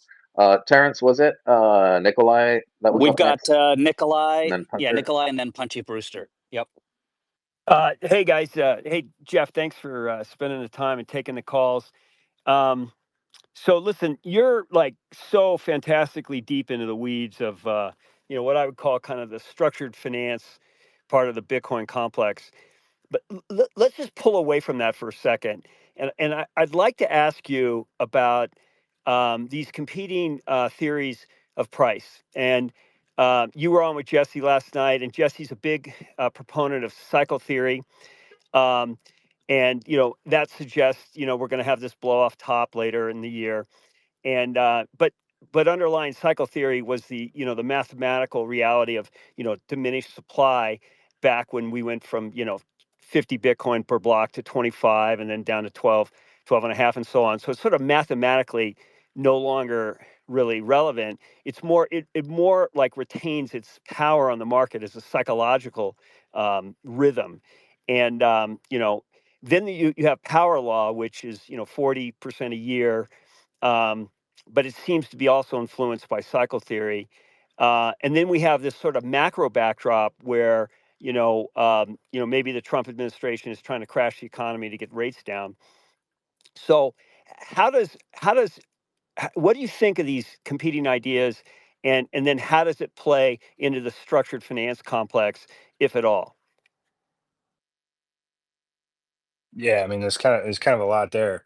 Uh, so, I mean, structured finance, like the nature of structured finance is kind of zooming out and looking at uh opportunity cost of capital just in general. And all of these capital managers are subscribing to Markowitz modern portfolio theory and adding different assets to their portfolios that have different risk return metrics to manage all potential volatility in all markets. So um, this could go any direction, and a uh, capital manager's job is to have a portfolio a year from now, 2 years from now, 5 years from now, 10 years from now, managing all potential risk in all directions. So, um, I think what makes this incredibly appealing for any capital manager, or the strategy products for any capital manager, or even Bitcoin treasury products, is that you're getting new exposure that's never existed before with various risk return metrics to add to a portfolio that can withstand any market movement in any direction. Right. The Markowitz modern portfolio theory, is the mathematical theory of diversification. You add a new asset to a portfolio, a diversified portfolio with different risk return metrics. You're going to increase your return and reduce the risk of the entire portfolio. And I think that it honestly doesn't matter what happens in the rest of the market. There's going to be interest in these types of products moving forward because of that concept, that mathematical concept of diversification and getting exposure to different market, like different areas of the market. You're up, Punchy. Hey, Jeff, it's 2030. What you want to venture a guess on what the underlying business areas that strategies involved in? 2030. What year is it right now? 2025. 5 years from now. Honestly, it might not look any different. I wouldn't be surprised if it doesn't look too much different. Personally, I think strategy is going to get into the obviously they're going to keep offering these products to the different capital markets. I have a theory that strategy could eat the entire insurance market. So I've got a pitch that I hope they consider at some point in the future, where they can start to off these types of products and start eating the insurance market as well. But I mean, obviously, banking operations, um, any sort of situation where you can leverage your assets as collateral, whether that be providing liquidity in markets or yeah, I mean, it's difficult to say, right? I think it's going to evolve significantly every year, and there are going to be operations that we don't even know exist today, right? Like, think about how fast AI is changing the world, right? I mean, shit, before yesterday, Studio Ghibli AI photos weren't a thing. And now there are 100,000, 10 million Studio Ghibli AI photos, and everybody's, it's taken the world by storm. And that's how quick this stuff moves and changes. And we're going to see AI evolve and provide, like, the world as we know is going to change significantly. And so it's difficult to answer that question. Like, what does the world look like? I have no fucking clue. Yeah. Because like, people haven't really grasped that Bitcoin itself is programmable money, right? Like, people haven't really figured that out yet, and I think that's where the door gets kicked wide open. Is we start to see new forms of this kind of programmable money coming into the scene, which is kind of what Anchor Watch is doing right now. I think what Anchor Watch is doing is incredibly interesting. They're providing insurance on Bitcoin custody uh, for wrench attacks, and they're setting it up via time locks, and they're putting code uh, on each and every Bitcoin that they move. So stuff like that is going to continue to evolve, and with AI, we're going to see this thing change and move like 100 million times over the next 5 years. For sure. Hey, Terrence, Let's was go it? to Hey, Terrence, it's a steroid. can we skip Asteroid just because he's already asked 3 questions and we're trying to work as many new questions in as possible. We'll pick him up on the flip side because there's more people trying to come up on stage. I think one of the old Quant Bros himself, Ryan, hey buddy, is down there trying to make it up. We're assuming that if you're on stage, you want to ask a question, so throw your hand up. If not, we'll probably end up recycling some people to try. There's only X amount of room on the X stage. I don't think you can see Karan's hand though. No, It's I see been up Quran, more. and actually, I believe No, you've got Cipher. to stop Cipher. talking while I'm interrupting here. Yeah, this is the way we roll, folks. So come back and listen to us 8:30 a.m. Pacific Standard Time. We try to do this Monday through Friday, so you'll get a more of us interrupting one another, and we'll, in the essence of time, we're going to try to roll for another half an hour here. We'll yield over to Cipher. Welcome to the stage, sir. The mic's yours. Hey guys, how's it going? Hopefully you can hear me Yep, okay. great, doing fine. Awesome. So I just had a question for Jeff. Like, we were looking through the GameStop press release on the $1.3 billion of convertible senior notes are going to offer, and we found like a nuance in there that we just haven't seen anyone talking about on Twitter, which we think is pretty interesting. So of course, it's a 0% convertible note. People have pointed out that the conversion price is going to be whatever the price is on the day that they issue this paper. But what's interesting is in the press release it says GameStop can pay in cash or stock at its election upon conversion. So I'm assuming that means GameStop can choose whether it wants to pay in cash or stock. So like you get into this hypothetical situation where 3 years from now Bitcoin does really well. GME stock is up as a result. But then GME, if the holder of that convertible note wants to now convert, GME can elect to just pay them back in cash with 0% interest, just essentially just give them their money back. So like, I don't know, like I posted a tweet we put on about it. We put out, which includes some of the language, but maybe based off of what you've seen in kind of some of the MicroStrategies paper that they've put out, kind of what's the nuance here? Yeah, I think you're referencing the call provisions, and I'll have to double check, and I think that sounds pretty similar to how strategies call provisions are structured.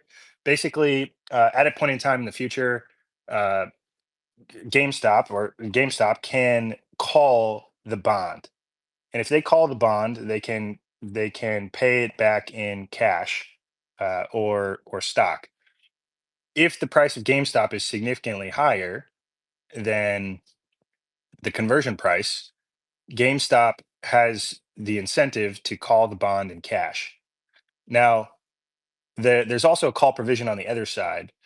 So the bondholder can call the bond, and there's different conversion premiums if the call holder calls the bond versus if GameStop calls the bond.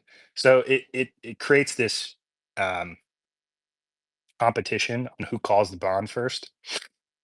It's like a threat on both sides that GameStop can call the bond or the bondholder can call the bond once it's into the conversion zone.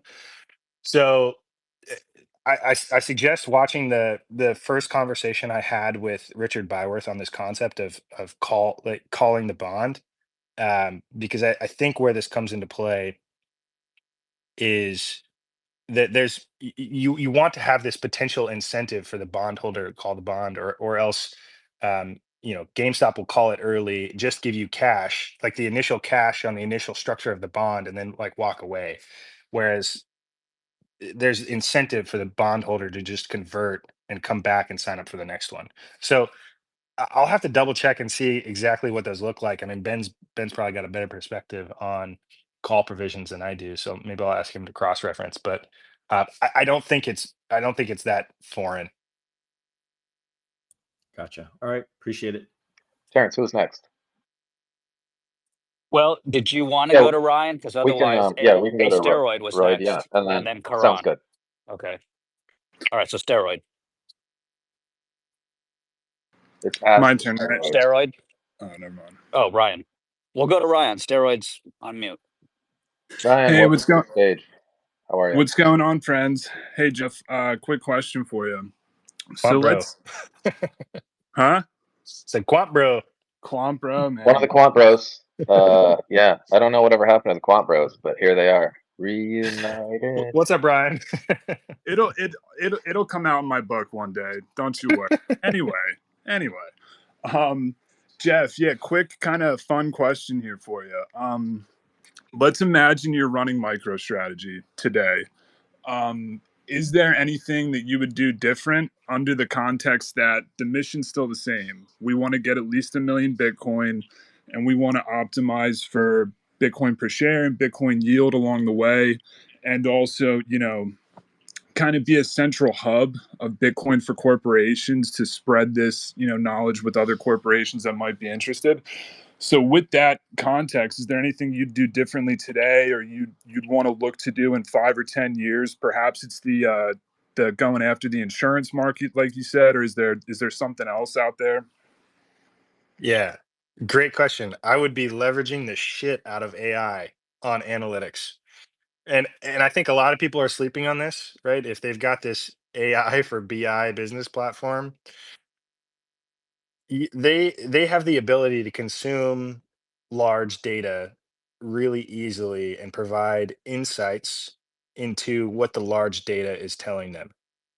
And you look at the capital markets that they're digging into, and large data is incredibly necessary, right? Like if you wanted to analyze the entire convertible bond market, how it's operating, how it moves, how it's structured, I would be deploying as much AI power to the convertible bond market, the debt market, to inform potential pricing scenarios, um, and just kind of how everything operates and interacts together.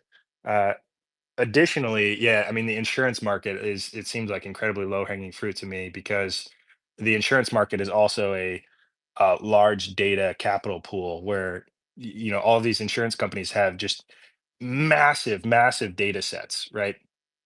Just to put it into perspective, because people probably don't recognize this or understand, every time every time there's a policy issued, there's so much data tied to that individual policy for that individual person. So let's think about a company like State Farm, right? Every single person that buys insurance from State Farm, imagine a line for every single policy. You got a row for every single policy in this huge data set, and the data set just has, like, let's just say, yeah, I don't know, 100 columns, and in each one of those columns is a different piece of data about you. And now, if you have a claim, if anybody has a claim, you could go back and compare that claim based to the underlying data that they have about that person. And so imagine that on a portfolio of 1 million people, right? Now you can start to make informed AI decisions based on having all of this large scale data that you've got over time into perpetuity. So I think there's a huge potential for tackling and eating these large data markets or these large data capital pools that are just behind the times, not sophisticated, and yeah, there's so much opportunity here, which is why we just keep talking about it, because every day it feels like it's advancing, and we still haven't scratched the surface of this thing. Yeah, if I can just kind of quick comment, follow up. I love that answer. Like 10 out of 10, love the answer because you didn't even say the word Bitcoin once. And I set you up with all Bitcoin context. I really do think there is, value creation within the software business. I've always been bullish on this because it's so high margin and we don't have that many employees relative to the other, we don't have a ton of employee headcount relative to other tech companies. So yeah, great answer with the AI piece. On that employee count, I ran a little bit of math just recently, right? So Nvidia made $72 billion of net income last year. That $72 billion was on 36,000 employees. So the net income per employee was $2 million. $2 million per employee. Strategy had a if you were to take FASB fair value accounting into play, they would have had a $12 billion net income from the gain of the Bitcoin held on balance sheet on 1,500 employees. That's about $8 million per employee net income. No, do Tether. Tether's even crazier, right? But they're private. I would love if, I was kidding. That was a joke. Tether's crazy. But I mean, Ryan, it's a great point, right? Like the efficiency of the employee count, leveraging AI, leveraging a Bitcoin ecosystem. People are asleep to it. People don't understand like how powerful and how efficient the net income and the value creation is. Yeah. Hey, Terrence, are we at Asteroid or do we have the Bitcoin Truth Dog next? And then I believe Karan. Well, if Asteroid still has a question, I just don't see his hands, but Okay. Karan has had his hand up longer than all these Got you. guys. Okay. And then We Bitcoin Truth apologize. just joined. Perfect. Karan. I'll be quick, guys. Hey, Jeff. In my time issuing like public equity or public bonds, anything that was gonna have a CUSIP and trade that you'd put a prospectus for, you'd have the F pages and then you have risk factors, right? So if you're sitting in a room with me and we're drafting the prospectus for MicroStrategies, and let's take two at the top risks. Let's say key man risk off the table. We know that Sailor's pretty important to the thesis, at least in the short run. And then let's take the other one, which is Bitcoin fails, off the table. What's in your mind? How do you think about risk in MSTR if you take those two risks off the table? What would you put number 3 as a risk factor for MSTR if you and I were drafting the prospectus? Probably custody risk. Yeah, I mean, like where is the Bitcoin held? How is it held? Is it diversified? What is the difficult part with custody, right? Is it creates it's one risk vector that creates 100 more risk vectors, right? Let's say you have a diversified custodian landscape, right? Let's say you've got 10 different custodians and you got your Bitcoin spread out on all of these different custodians. Now you need to go underwrite every single one of those custodians on how they do business and what their risk factors are, right? You need to go look at, all right, how is it designed? How is the multi-sig? Where are the keys stored? Is this, it just creates a significantly larger risk vector than initially thought. So that would probably be my biggest concern is just custody risk. But because you start to think about these other potential risks and like Bitcoin failing, Bitcoin breaking to the downside, which Bitcoin's going to be volatile, but if you look at its history, take a long-term horizon and look at global liquidity, I think it is the vacuum that consumes any excess global liquidity moving forward. probably more than that. So yeah, I think custody is probably number 3. Got it. That makes a lot of sense. And I'll get off the stage with this question. What's your give me your view on where we think strategy ends the year in terms of their Bitcoin count? They're 506,000. Where do you think we finish the year? Yeah, it's funny. Our crew, we've got on MSTR True North. We talked about it last night. We made a guess at the beginning of the year, so our whole team made a guess. We've got guesses ranging from 650,000 all the way up to 1,000,000, 1,050,000. My guess is somewhere between about 800,000, 888,000 is my guess. But I was also number 88 in college, so that kind of informed some of that. 888,000, that's my guess, but it could be less. It just depends. There's so many factors, right? How quickly does the market recognize that Strife is an incredible product? How quickly, or how does Bitcoin perform? Do more corporations adopt? Does the government buy Bitcoin? Does the price of Bitcoin rise? Does that allow them for more convertible debt issuance? It just, I mean, there are 1,000 moving pieces in this thing, and it's all like dynamic. Crazy. Perfect. Thanks, buddy. Thank you, Karan. Appreciate it.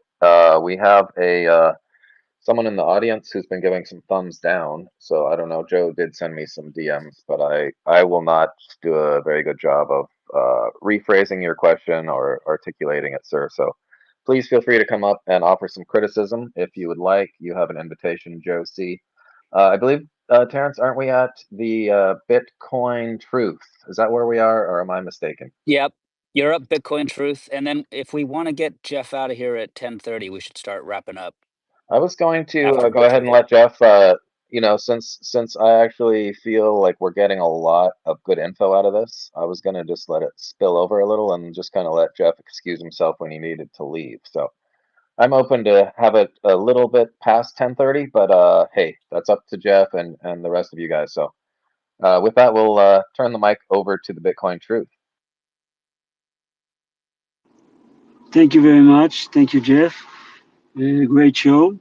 Thank you for everything you do for the Bitcoin space. I want to ask you, Jeff, about MSTR doing a split. Now that they have staff and they have stock, do you think that they will do a split somewhere in the future on MSTR? Yeah, I mean, it's definitely possible, but it would likely occur, with a significant appreciation of the underlying common stock to a point in which there's this nominal bias again, right? Last time when there was a stock split, the stock went from $2,000 down to $1,000, and then it was kind of bouncing around between 1,000 and 2,000. And they did a 10-to-1 split, and that brought it down to bouncing around between 100 and 200. So it really helped nominal bias. It helped the options market and increased the amount of liquidity in the options market. And there's definitely potential in the future, and I think it just is a function of the underlying common stock having appreciation. Thank you very much. Is Joe going to come on? Because I love this. I was hoping so, because we said he was fishing me some questions, but I feel bad about trying to ask somebody else's questions. I get them a lot, but I never really ask them. So hopefully, but he has an earbud in, standing in court in front of a judge, and he's actually more interested in this conversation than he is the hearing that's going on. So well, hopefully he'll get up here and spew a few things. Hey Jeff, one of the things I was on like a crypto bros space earlier, and they were pontificating on, why hasn't the news? Oh dear God, here he comes. Beetlejuice. Maybe I'll save this question if later on, since we do have Joe and Close the oftentimes pie hole, Lauren. Let's let Joe ask his I will question. close the pie hole. Thank you, my co-host, for keeping me in line. Joe, welcome to the stage, sir.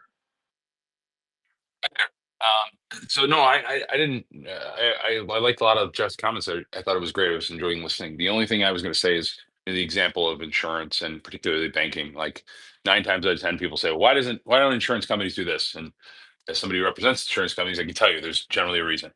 For example, AI tools, like AI being utilized for claim processes, like heavily regulated, very active departments of justice of insurance in various states. 50 states, like there's no in mass way they can do a lot of these things.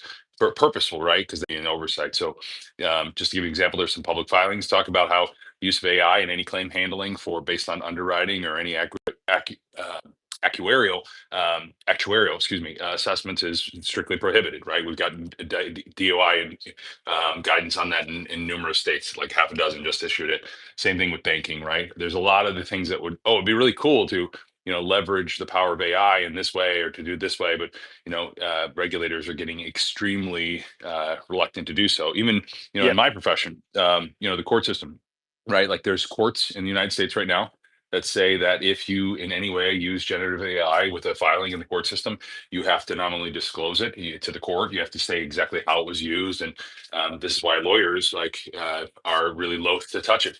They don't want to even get away from it. So anyway, that's all. That was my only comment I wanted to convey to Lauren, because it came up I think earlier in discussion.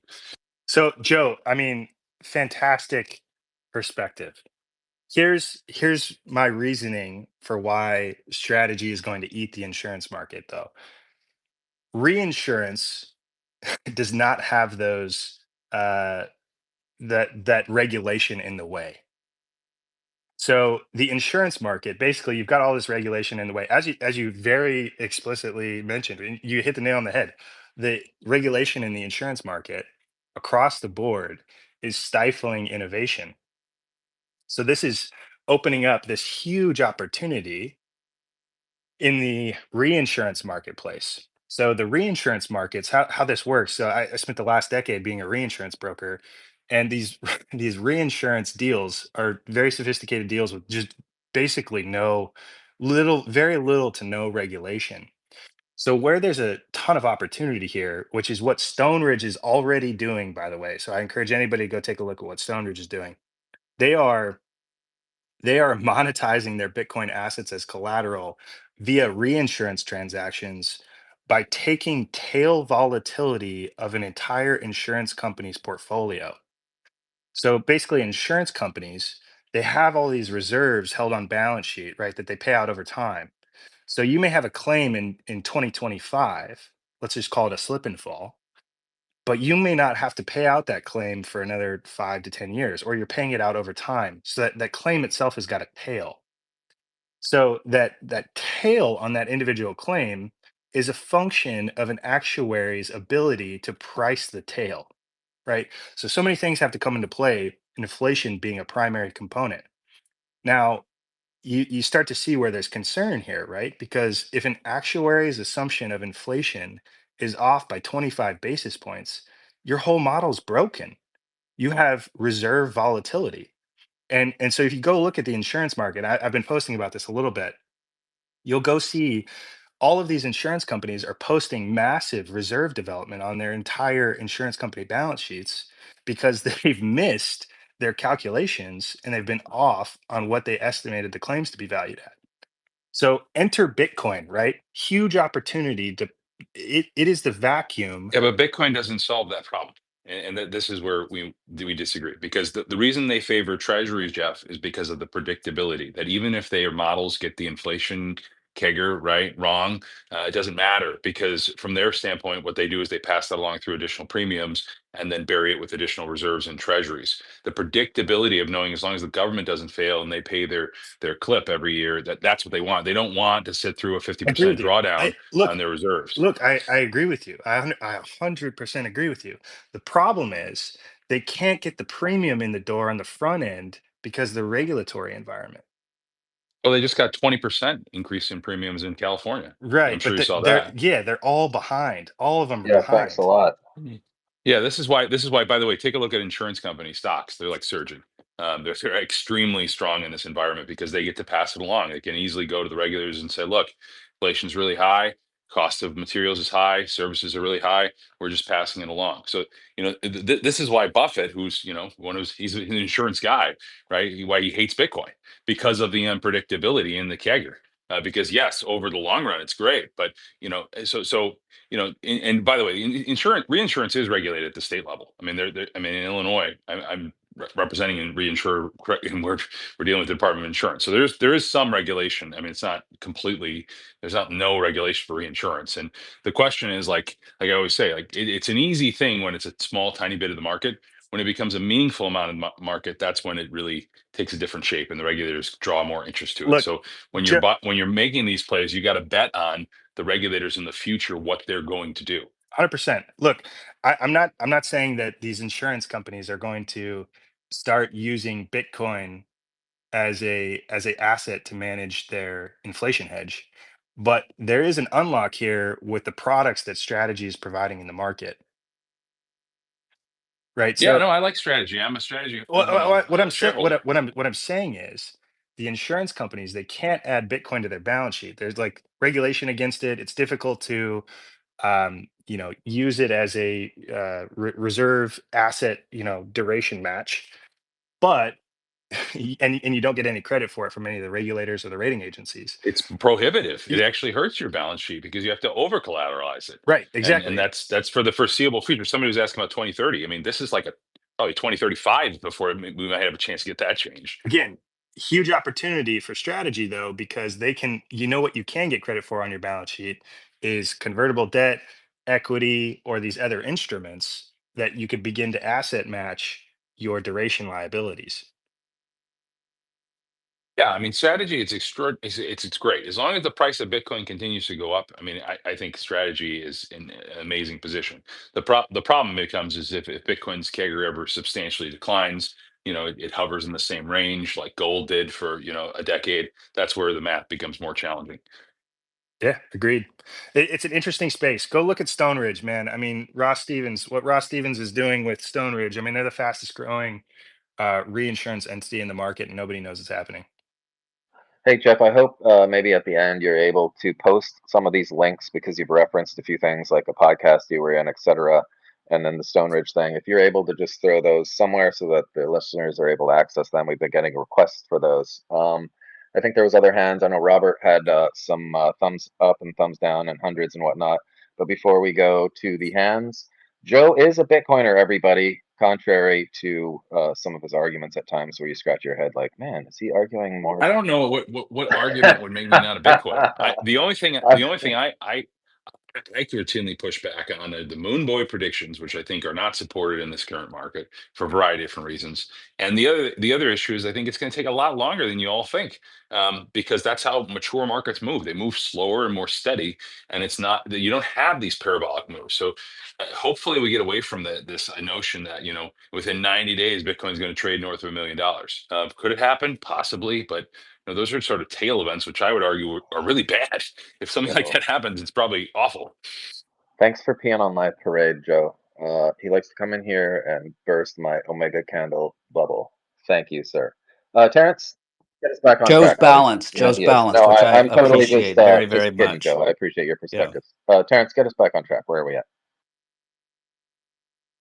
Cipher Capital has a question, unless Robert wanted to chime in real Yeah, quickly with I saw anything. Robert throwing a lot of Cipher. hand signs there. I didn't know if he was a gangster or wanted to chime in, but when Joe and Jeff were talking, he was doing a lot of the emojis. So, Robert. Yeah, I was just agreeing with Joe's comment about the volatility or lack of volatility. This is why when the move index rips and treasury volatility increases, Michael Howell has talked about how that decreases liquidity because treasuries are the collateral, the backbone of the modern day system. Once those start, and the system is so highly levered, when treasuries start to experience massive volatility, that actually decreases liquidity in the aggregate sense. So I think I thought it was an important point.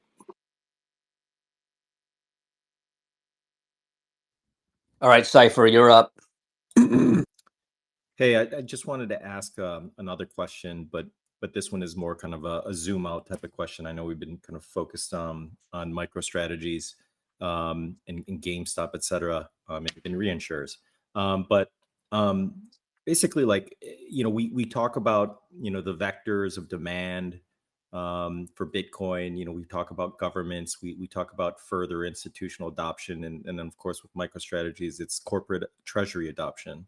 But I just want to see, like, if Jeff, what do you think about, if the GameStop strategy works, right? It's obviously worked extremely well for MicroStrategies and the stock price of MicroStrategy. But if it works for GameStop, like we kind of wonder, does that kind of unleash more interest and demand from, companies in GameStop's position, people who are tech companies that are tech or tech adjacent, that have had stock prices that have kind of languished or been flatlining for a while, because the opportunity seems large. I mean, I believe, we read somewhere that the amount of cash on just the constituents within the S&P 500 alone is $8 trillion. And so obviously, you can kind of do that cliche thing where you say, hey, if we get a couple percent of that, that's a significant amount of demand. But still, it's it's still true. So just wanted to get your thoughts on how you see this evolving, and at what speed, or if GameStop is a potential catalyst or whatever it might be. Yeah, look, I mean, if all your friends are down in the dumps and you're out here partying, having a ton of fun, making a ton of money, everybody's going to want to know what the hell you're doing. And I mean, it's happening with strategy right now, taking a company from $1.5 billion to $85 billion. Everybody's like, what's going on here? And, the more companies that experience this kind of, rise or success will just breed more success because everybody's wondering like, hey, what's the unlock here? How do I do this? And I mean, we're seeing it happen already, right? I mean, just announced yesterday, there's a European company that's starting to adopt a Bitcoin treasury strategy. We know that there are a few in the works that are adopting it from a private perspective, a couple going IPO here shortly. I mean, Metaplanet's got the full foot on the gas. Their stock has been just parabolic.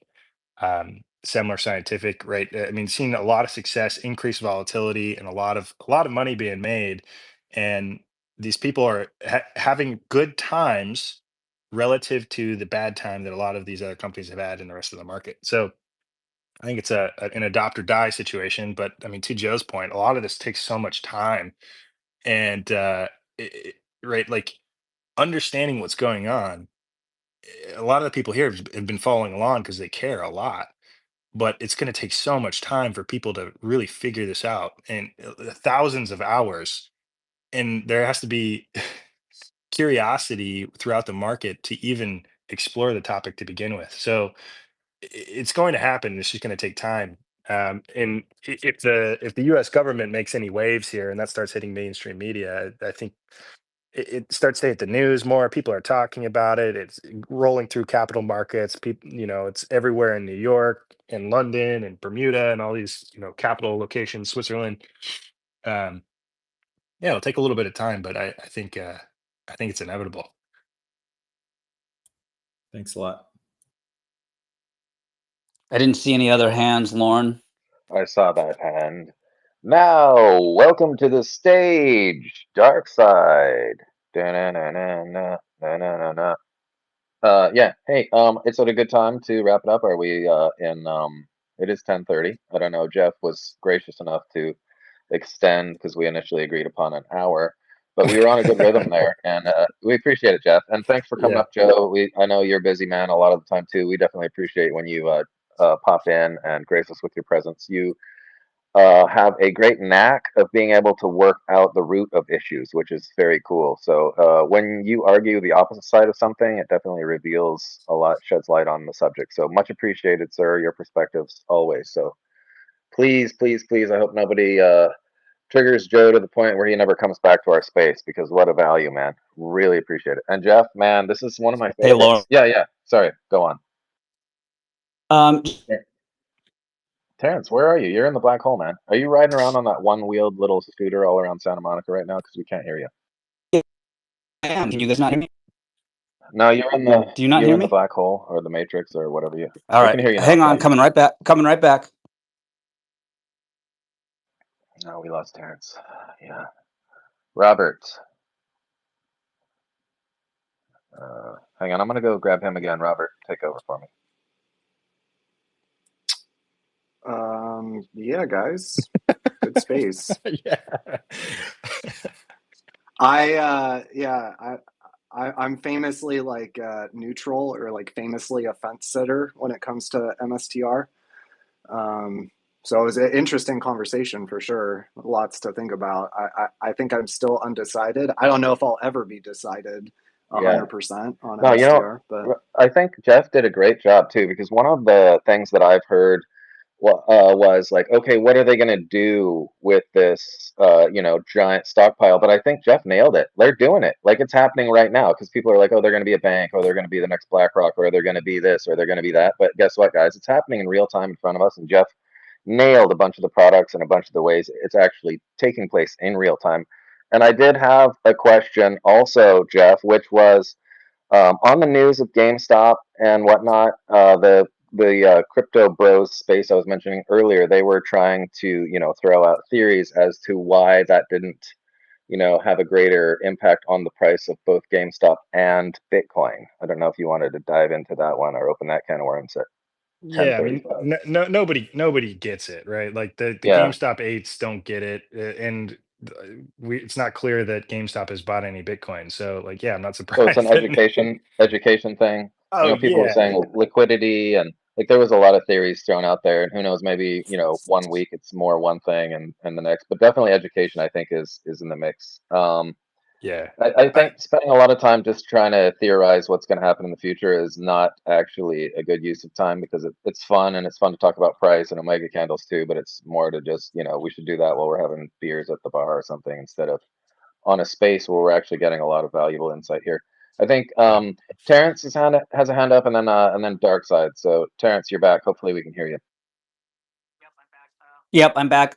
So I just want to say, so Jeff, you are going to be at on August 1st at the Bitcoin is for Everyone conference, Oh, correct? I mean, yeah, I haven't It's in got his the invite backyard. yet. I didn't even I didn't even know that, but yeah, absolutely. I love going to these conferences. Yeah, 100%. That's in Oregon, Okay, correct? I'm an Oregon boy, believe it that's or in not. Yeah, Portland. Yeah, yeah, yeah. Well, Jeff's from up there. That's where he right. got his Oh, I punter know. I name am up too. there in, I am at too. Puget Sound. Born in Oregon. He was Dropkick Jeff, and then he shortened it to Punter Jeff.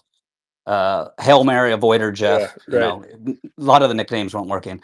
Um, anyway, so yeah, so I'll see you there, Jeff. I've never met you in person. I'm not a MicroStrategy guy. Lots of people in this space know I'm here for Bitcoin and Bitcoin only, but I really appreciate learning about a lot of the things you brought up. I mean, for me, I thought convertible debt was when, someone's driving their car along PCH and they end up buying a house in Malibu, and that was convertible debt. But like I learned so much about this stuff with what MicroStrategy is doing and now GameStop, and Bitcoin's a tool. Everyone's going to use it differently. They may not use it the way you would use it, but I think it benefits everybody in different ways. And all of this stuff is good for Bitcoin. But I will see you up there at the conference. I was told you are going to be bringing orange footballs to sign. And everybody who doesn't know this, Jeff does sign his footballs with his foot. Bring the So shoe. that'll be great. Bring the shoe. Yep. Terrence will be the I've got to MC. run, Yeah, Lauren. yeah. It's been a pleasure. I've Thank got you. to. Really appreciate it, Terrence. Yeah. Terrence is Yeah. So thanks, guys. Terrence is being humble. He's actually going to MC that event. He also mentioned the driving in the convertible because if you do need that mortgage, go ahead and give Terrence a call because he can handle your needs there too. So thanks a lot, Terrence. Really appreciate it. You do an amazing job as a host and co-host of these spaces. So we really appreciate you as well. Sorry, Yeah. Darkside. I know you've had your hand up Well, for a while. I've got to wrap. I've got to run here. Okay. So we Yeah, have to well, wrap it up. we'll turn it over to Dark. Well, before you leave, we just want to also say, like, I think I speak on behalf of the community, man. We really appreciate what you're doing. I'm a Bitcoin only guy too. However, I mess around a lot in my self-directed 401k plan, so I've been playing with MicroStrategy for a long time. I do degen things in a couple of these accounts, and I love it, and I love all of the info. I mean, you're one of the big brains in this space, so and when it comes specifically to MicroStrategy, so much appreciated, sir. We definitely appreciate you stopping in and sharing your time with us. So I think I Yeah. speak for everybody when I say Yeah. that. So just go ahead. Last word Yeah. for you, sir. Yeah, I was just going to give last words. I mean, this is the biggest story in all of finance, and anybody that is close to Bitcoin right now has an opportunity to learn about what's going on in equity markets and how these companies are leveraging these products. It's incredibly complicated and it's incredibly fascinating, and things are moving really quickly. I think a decade from now, Bitcoiners are that saw this opportunity and didn't do anything. I think are going to be kicking themselves because it's asymmetric and the rest of the market doesn't really know what's going on. So the fact that anybody's here listening and following along what's going on, I think is a unique opportunity. Obviously, there are risks. None of this is financial advice, but it's incredibly fascinating to follow along, and I think ultimately it's good for Bitcoin because more companies are going to adopt this.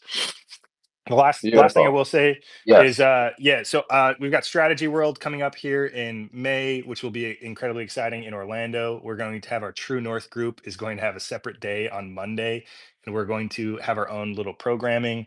And I think a couple of the folks of the MSTR True North group will be on stage with Sailor at some point uh, during the Strategy World in May in Orlando. So incredibly exciting time. We also have a new podcast that just dropped yesterday called the Hurdle Rate Podcast, where we're talking about all things economics and finance related to Bitcoin, with Bitcoin being the hurdle rate, and covering current events and breaking out beyond just the MicroStrategy realm. So encourage anybody to follow along. If you want to hear more, we've got a weekly podcast, MSTR True North, that airs every Wednesday. We launched one last night. It was a ton of fun. We got into strike and strife, and we bring on guests and we chat for a couple hours every week. So please follow along. And appreciate the time. Thanks for the space. And look forward to being back. Awesome, man. Yeah, we want you to come back at least once a month and share what's going on in your neck of the woods, because I think in this community a lot of people are primarily like Bitcoin only kind of folks, but like I said, there's a lot of us that dabble. So if you do talk to Michael, say, hey, if you're sponsoring this podcast and that, think about sponsoring a space too, because we definitely love to get the word of MicroStrategy, but primarily Bitcoin, the orange love. So let's hear it for one more time, everybody, for Punter Jeff Walton, everybody. Thank you. Thanks again. Sorry, just exit whenever. We're going to just give everybody up here a chance to air some more stuff out. And I think Darkside had his hand up, so I didn't know if you had a question exactly for Jeff or if you just want to hash some stuff out. No, just thanks again to Jeff. What an awesome show. Incredible job, Lauren and Terrence. Really appreciate it. And for a great job, man. Hey, I just want to touch on GameStop for a second. I think that what we witnessed yesterday was GameStop transitioning from a meme stock into a Bitcoin treasury company. And as such, I would expect it to be priced accordingly against MicroStrategy and the other treasury companies. Obviously, Strategy has a much bigger advantage and a first mover advantage. So I would expect it to trade at a discount to Strategy. And that puts GameStop somewhere around, I don't know, $15 to $18 a share. So, I just tweeted it out yesterday that I think the days of being a short squeeze meme stock are over. And in order for Ryan Cohen to properly properly deploy the convertible bond strategy, he's going to have to issue a ton of common shares into the market and end the short squeeze and have the short stock pay full rebate and have a functioning options market. All of which I think is doable, right? I think very doable. And I think over the long term, you'll be richly rewarded. But in the short term, I don't think you should look at GameStop in a vacuum. I think you now have to look at it against its peers. Yeah, sorry. I was trying to do some managing behind the scenes here. Good points. I didn't see if there was any hands up. Infra, did you see any hands? Macro. Macro. Hey, buddy. Welcome to the stage. Hey, how y'all doing today? Can you hear me okay? Yes, very well. Cool.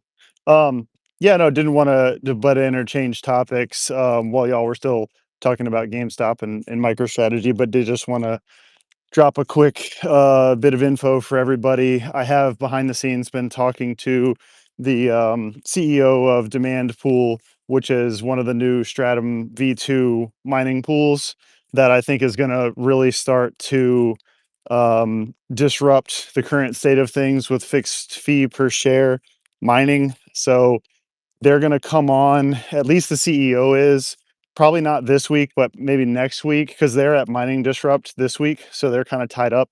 But just wanted to drop that nugget for everybody. If you're interested in the more technical side of mining, and then also potentially more long-term, what may actually impact the revenues for some of the publicly traded mining companies, that'll be a good conversation. I don't have a date yet, but when I do, I'll be sure Macro, to. we also have posted ahead of time. We have Bob coming on next week too on Tuesday. So maybe we should create a schedule just so we can at least coordinate all these days and whatnot. But yeah, Boomer Bitcoin. Yeah.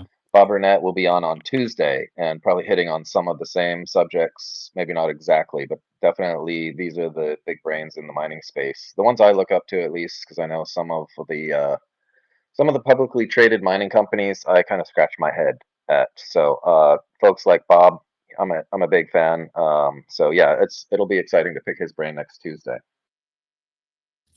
Yeah, so it may actually be worthwhile to see if they can come on Tuesday as well. I think hearing the conversation between the two of them would be really interesting. So I'll see if they're available for that day. Sounds good. Yeah. Sorry, I was once again trying to do stuff behind the scenes.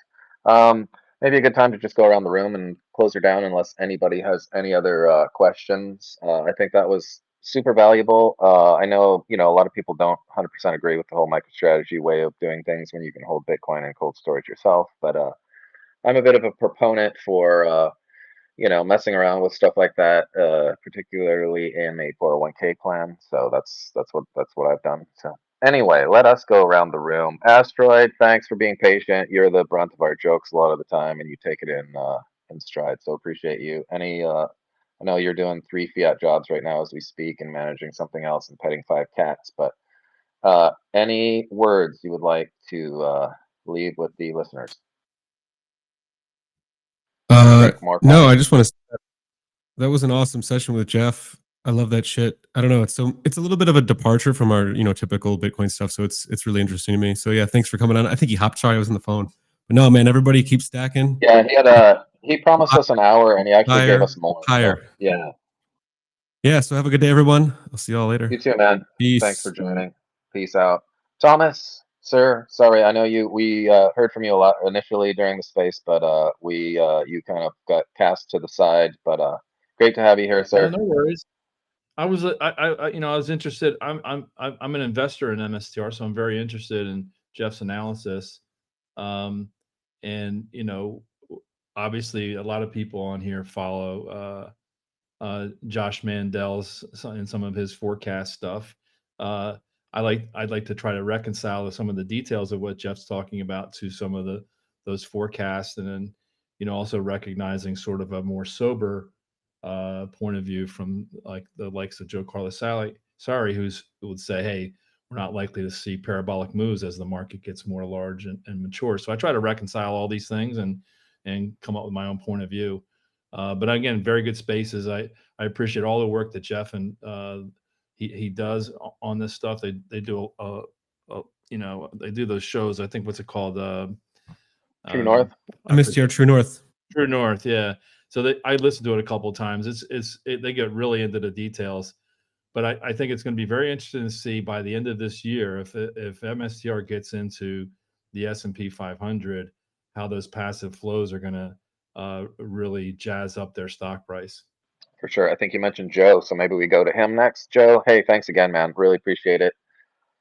Words for the listeners as we close her down.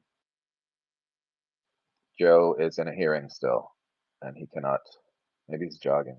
Anyway, let's skip over to Dark Side. Dark Side, sir, are you back from your vacation? Yeah, I'm on terra firma. I'm just driving back to the house and then flying back on Saturday. So, hey, look, great space, guys. Just awesome job, great conversation. Jeff is awesome. Really appreciate everybody's input. Thank you so much. Have an awesome weekend. You too, sir. Great to hear from you.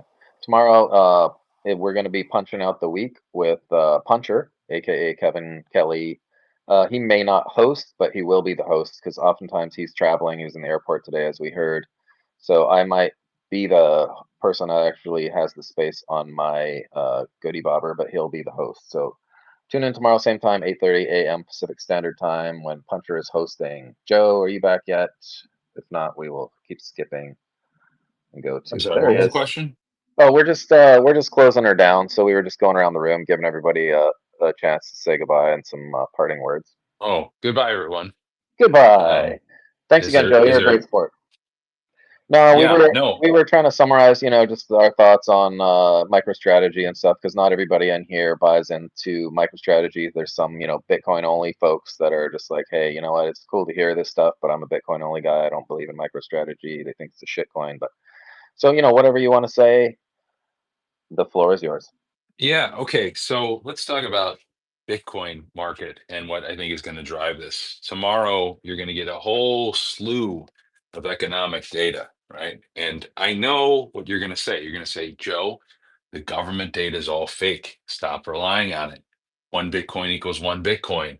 Uh, get into the singularity. Understand Bitcoin's going parabolic, and there is no alternative. You're gonna go to that, but I'm just going to tell you, the market's going to probably move on some of the economic data, whether it's fabricated by the government or not.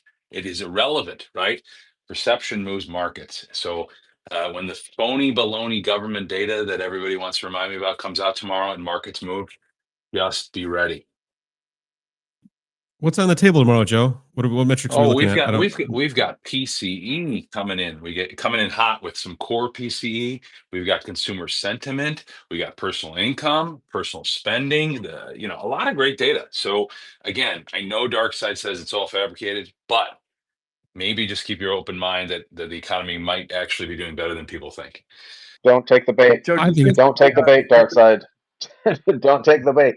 Go I ahead. don't know who these people think the economy is doing poor. It's not. It's a fucking lie. Sorry. I've heard that people are maxing out the credit cards. Everybody keeps telling me that. Asteroid. They say where is this data? They're maxed out. Are they actually comparing it to the GDP when they look at that debt? Or are they just pulling out the raw number, right? Grant Cardone told me that they're all tapped out. Everybody's tapped out. So don't take the bait, Grant. Don't take the bait, Grant. No, that's Gary. Grant's not here. Oh, okay. Grant's not don't take the bait, Gary. Yeah. No, I'm kidding. Isn't there is data out there stating that credit card debt is at all-time highs, correct? Well, you have to factor in the GDP. Why wouldn't you have to factor in the GDP. That's a stupid metric. God. No, it's always the all-time high. Always goes up with the economy. Let Joe have this one. Joe, go ahead and explain. No, Asteroid's doing great. Let him go. Just take off the gloves, Asteroid. Just do it. Take off the gloves, Asteroid. You need to compare it to the size of the economy. Debt always goes up, right? Like, is it unusually high as a proportion? I don't know. I'm not looking at it, but I hear this all the time. It's just these nonsense. Yeah, but what you don't hear all the time is that the fiat Ponzi is about to collapse, the Asteroid. It's the fiat Ponzi is about to collapse. We're all going to be under a bridge eating cat food. I get triggered by that too. And I just have to keep my mouth shut, but yeah, they're like, you shouldn't be in Bitcoin unless you believe that. I don't believe that, and that's not why I'm in it, but whatever. We have some proponents for MMT theory in here, folks. Asteroid and Joe believe in MMT. You've heard it here first. No, I don't. I do not. I just don't think shit's fragile. That's my position. I think people say it's fragile, but I think they can keep this thing going for a very long time. Don't underestimate the financial engineers. Yeah, sorry, Thomas. I was stepping on your toes. Go ahead, Thomas. I would just say, Joe, are you expecting tomorrow, the outcome of tomorrow, to lead to more QE or more likelihood? No. Why would it lead to more QE? It's Fed's. You think the market's going to come in hot? I think the PCE numbers are going to be at expectations or potentially slightly below. So that I think the market's going to like that a lot. Interesting. I think the middle class maybe not doing as well as some might think. I think that people with money are doing fine. People with money are doing great.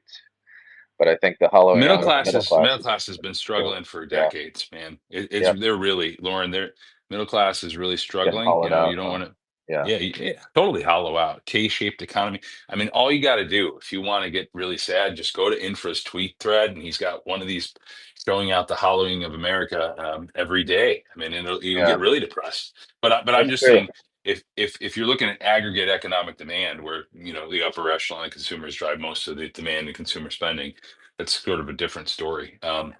Coincidentally, I have a friend who he runs a couple restaurants in the area where I live, and he's telling me business is booming. Like he literally, like they're going to post one of their best quarters in the last 5 years. This is what I'm hearing too from people I know that own businesses. They say it's fucking booming. And I don't know. That's what I hear too. You go out to any mall, dude. It's packed. I went to a mall in a low income area. Packed, dude. People buying stuff. Restaurant parking lots overflowing. This whole recession stuff is just. Well, here's the funny thing. A lot of the data. It's nonsense. Just real quickly, leave it at this. a lot of the data, okay, is so skewed from a partisan lens. Like people are complaining, saying, "Oh, the economy's so bad, consumer confidence, and consumers are really struggling." But then when you actually look at their actions, not what they're saying, it's like the complete opposite story. It's also skewed along partisan lines. You got a lot of Democrats that are apoplectic these days about everything, single thing the president's doing, and I think it's coloring the survey data. So whenever you get a data point, ask if it's hard data like tax receipts, right, which are really robust and strong, or look at it if it's sentiment data like consumer sentiment, or Dr. Donish was going on and on about CFO sentiment, but then CapEx expenditures are way up. So why are the Dude, CFOs all upset? Like, they're full of shit. Like I've never got so many job inquiries in my life. These businesses are expanding. It's just, I don't know. I don't know why this drives me crazy. I just feel like it's complete propaganda. Sorry. So maybe this is a good time to hand it over to They're our spending. friend They're expanding. Robert, also known as Infra. I Yeah. think you agree with some of this sentiment here, but Joe set it up nicely for you. So, sir, your parting words as we close this space down. I do agree with Joe about the soft data versus the hard data. I also would say that, we've gotten to a point where the top 10% are basically carrying the entire aggregate economy. So it doesn't really matter from an economic standpoint how the middle class is doing or how the working class is doing. Unfortunately, that's just kind of how it is. I don't think that's a good thing, but that is kind of reality as it is. And then I would just say, we have another day of equities down, bonds down, and dollar down. I put a post in the Nest that I did this morning, talking about criterion for a balance of payments crisis, which typically you see a balance of payments crisis in heavily indebted emerging markets that get into a fiscal position that becomes untenable for them. It's not typically something you see in a developed economy. I go through the criteria though of what makes a balance of payments crisis, and it does appear these are not overnight cataclysmic, eating cat food under a bridge sort of things. But it does appear like we meet at least a majority of the criteria. Maybe some might disagree that we meet all of them, but there are signs that there's there could possibly be a balance of payments crisis starting to develop that'll lead to significant headwinds for the Trump administration. We saw the current account deficit blow out to a new record in January. That is one component. Capital rotation out of dollar-based assets.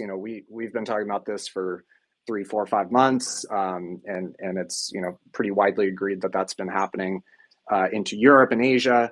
You see pressure on yields, which we're seeing a bear steepener the past couple weeks. And in fact, the 30-year doesn't get a lot of talk. Everyone talks about the 10-year, but the 30-year is up like 23 basis points in the past week and a half. So we're starting to get this kind of bear steepener, and whether or not that's pricing in fiscal concerns, you got to look at break evens and all that. But anyways, just go look through it. I'm always open to criticisms, thoughts, agreeing, disagreeing, whatever it is. I think it's potentially a piece worth considering. I had put out that post actually in this space was when I came across it. The federal balance sheet with the current account deficit and the strength of the dollar. I remember that was like a week or two ago. You guys heard it here first. I was playing around with TradingView and found it out on this space. So always follow this space because it's the first breaking alpha drops here. Appreciate it, Infra, aka Robert. Hey, I really think the whole game of followers and stuff is lame, but in the context of most of the folks up here who are just doing this for their pure love of Bitcoin and actually realizing that it is a tool for humanity in the future. For that reason alone, please like all their stuff and follow them, because it does help in the algorithms and helps expand the audience. So for that reason, please do those things, because it does help. So unfortunately, it's the game we have to play in order to get the message out, because we do want a larger crowd, because we want to tell them about Bitcoin. So we're not here, nobody's making any money up here or anything. We're not trying to sell anything. So we're passionate about this subject. It's something that we believe can make a positive change in the world. So for that reason, do all those things, retweet our spaces, etc., because we would like to expand the horizons of this space that runs Monday through Friday, 8:30 a.m. Pacific Standard Time. So once again, thank all the speakers. That was an awesome one. It's really cool how these things just fly by when you have really good engagement and knowledgeable speakers, and in this case, a great guest. So awesome, everybody. Don't forget, Bitcoin is just a tool. Your life is right now, it's in the moment. It's about your kids, it's about your wife, it's about love, it's about free will. So keep those things at the at the pinnacle of that Maslow's hierarchy of needs. Don't get all crazy about getting a Lambo and whatnot. Just enjoy your life, enjoy your wife, enjoy your children, play with your kids, have a good time, touch the grass, enjoy the sunshine. With that, Punter is in tomorrow. We got some other cool guests coming up. Cedric from the Bitcoin Matrix is coming on like in a week or something. Bob's coming on Tuesday from Barefoot Mining, Boomer Bitcoin. So got some cool spaces coming up, and we can pick the brains of some more really dudes that have put in a lot of time in specific areas, like Bob with the mining thing. So appreciate everybody listening in. Love this community. Love all you guys. Have a great day until tomorrow. Oh, but Joe wanted to say one more thing. Joe. Really quick. So I'm a big believer that the truth is we can never fully arrive at it, but we can get closer to it through vigorous debate, through the crucible of good arguments. Okay.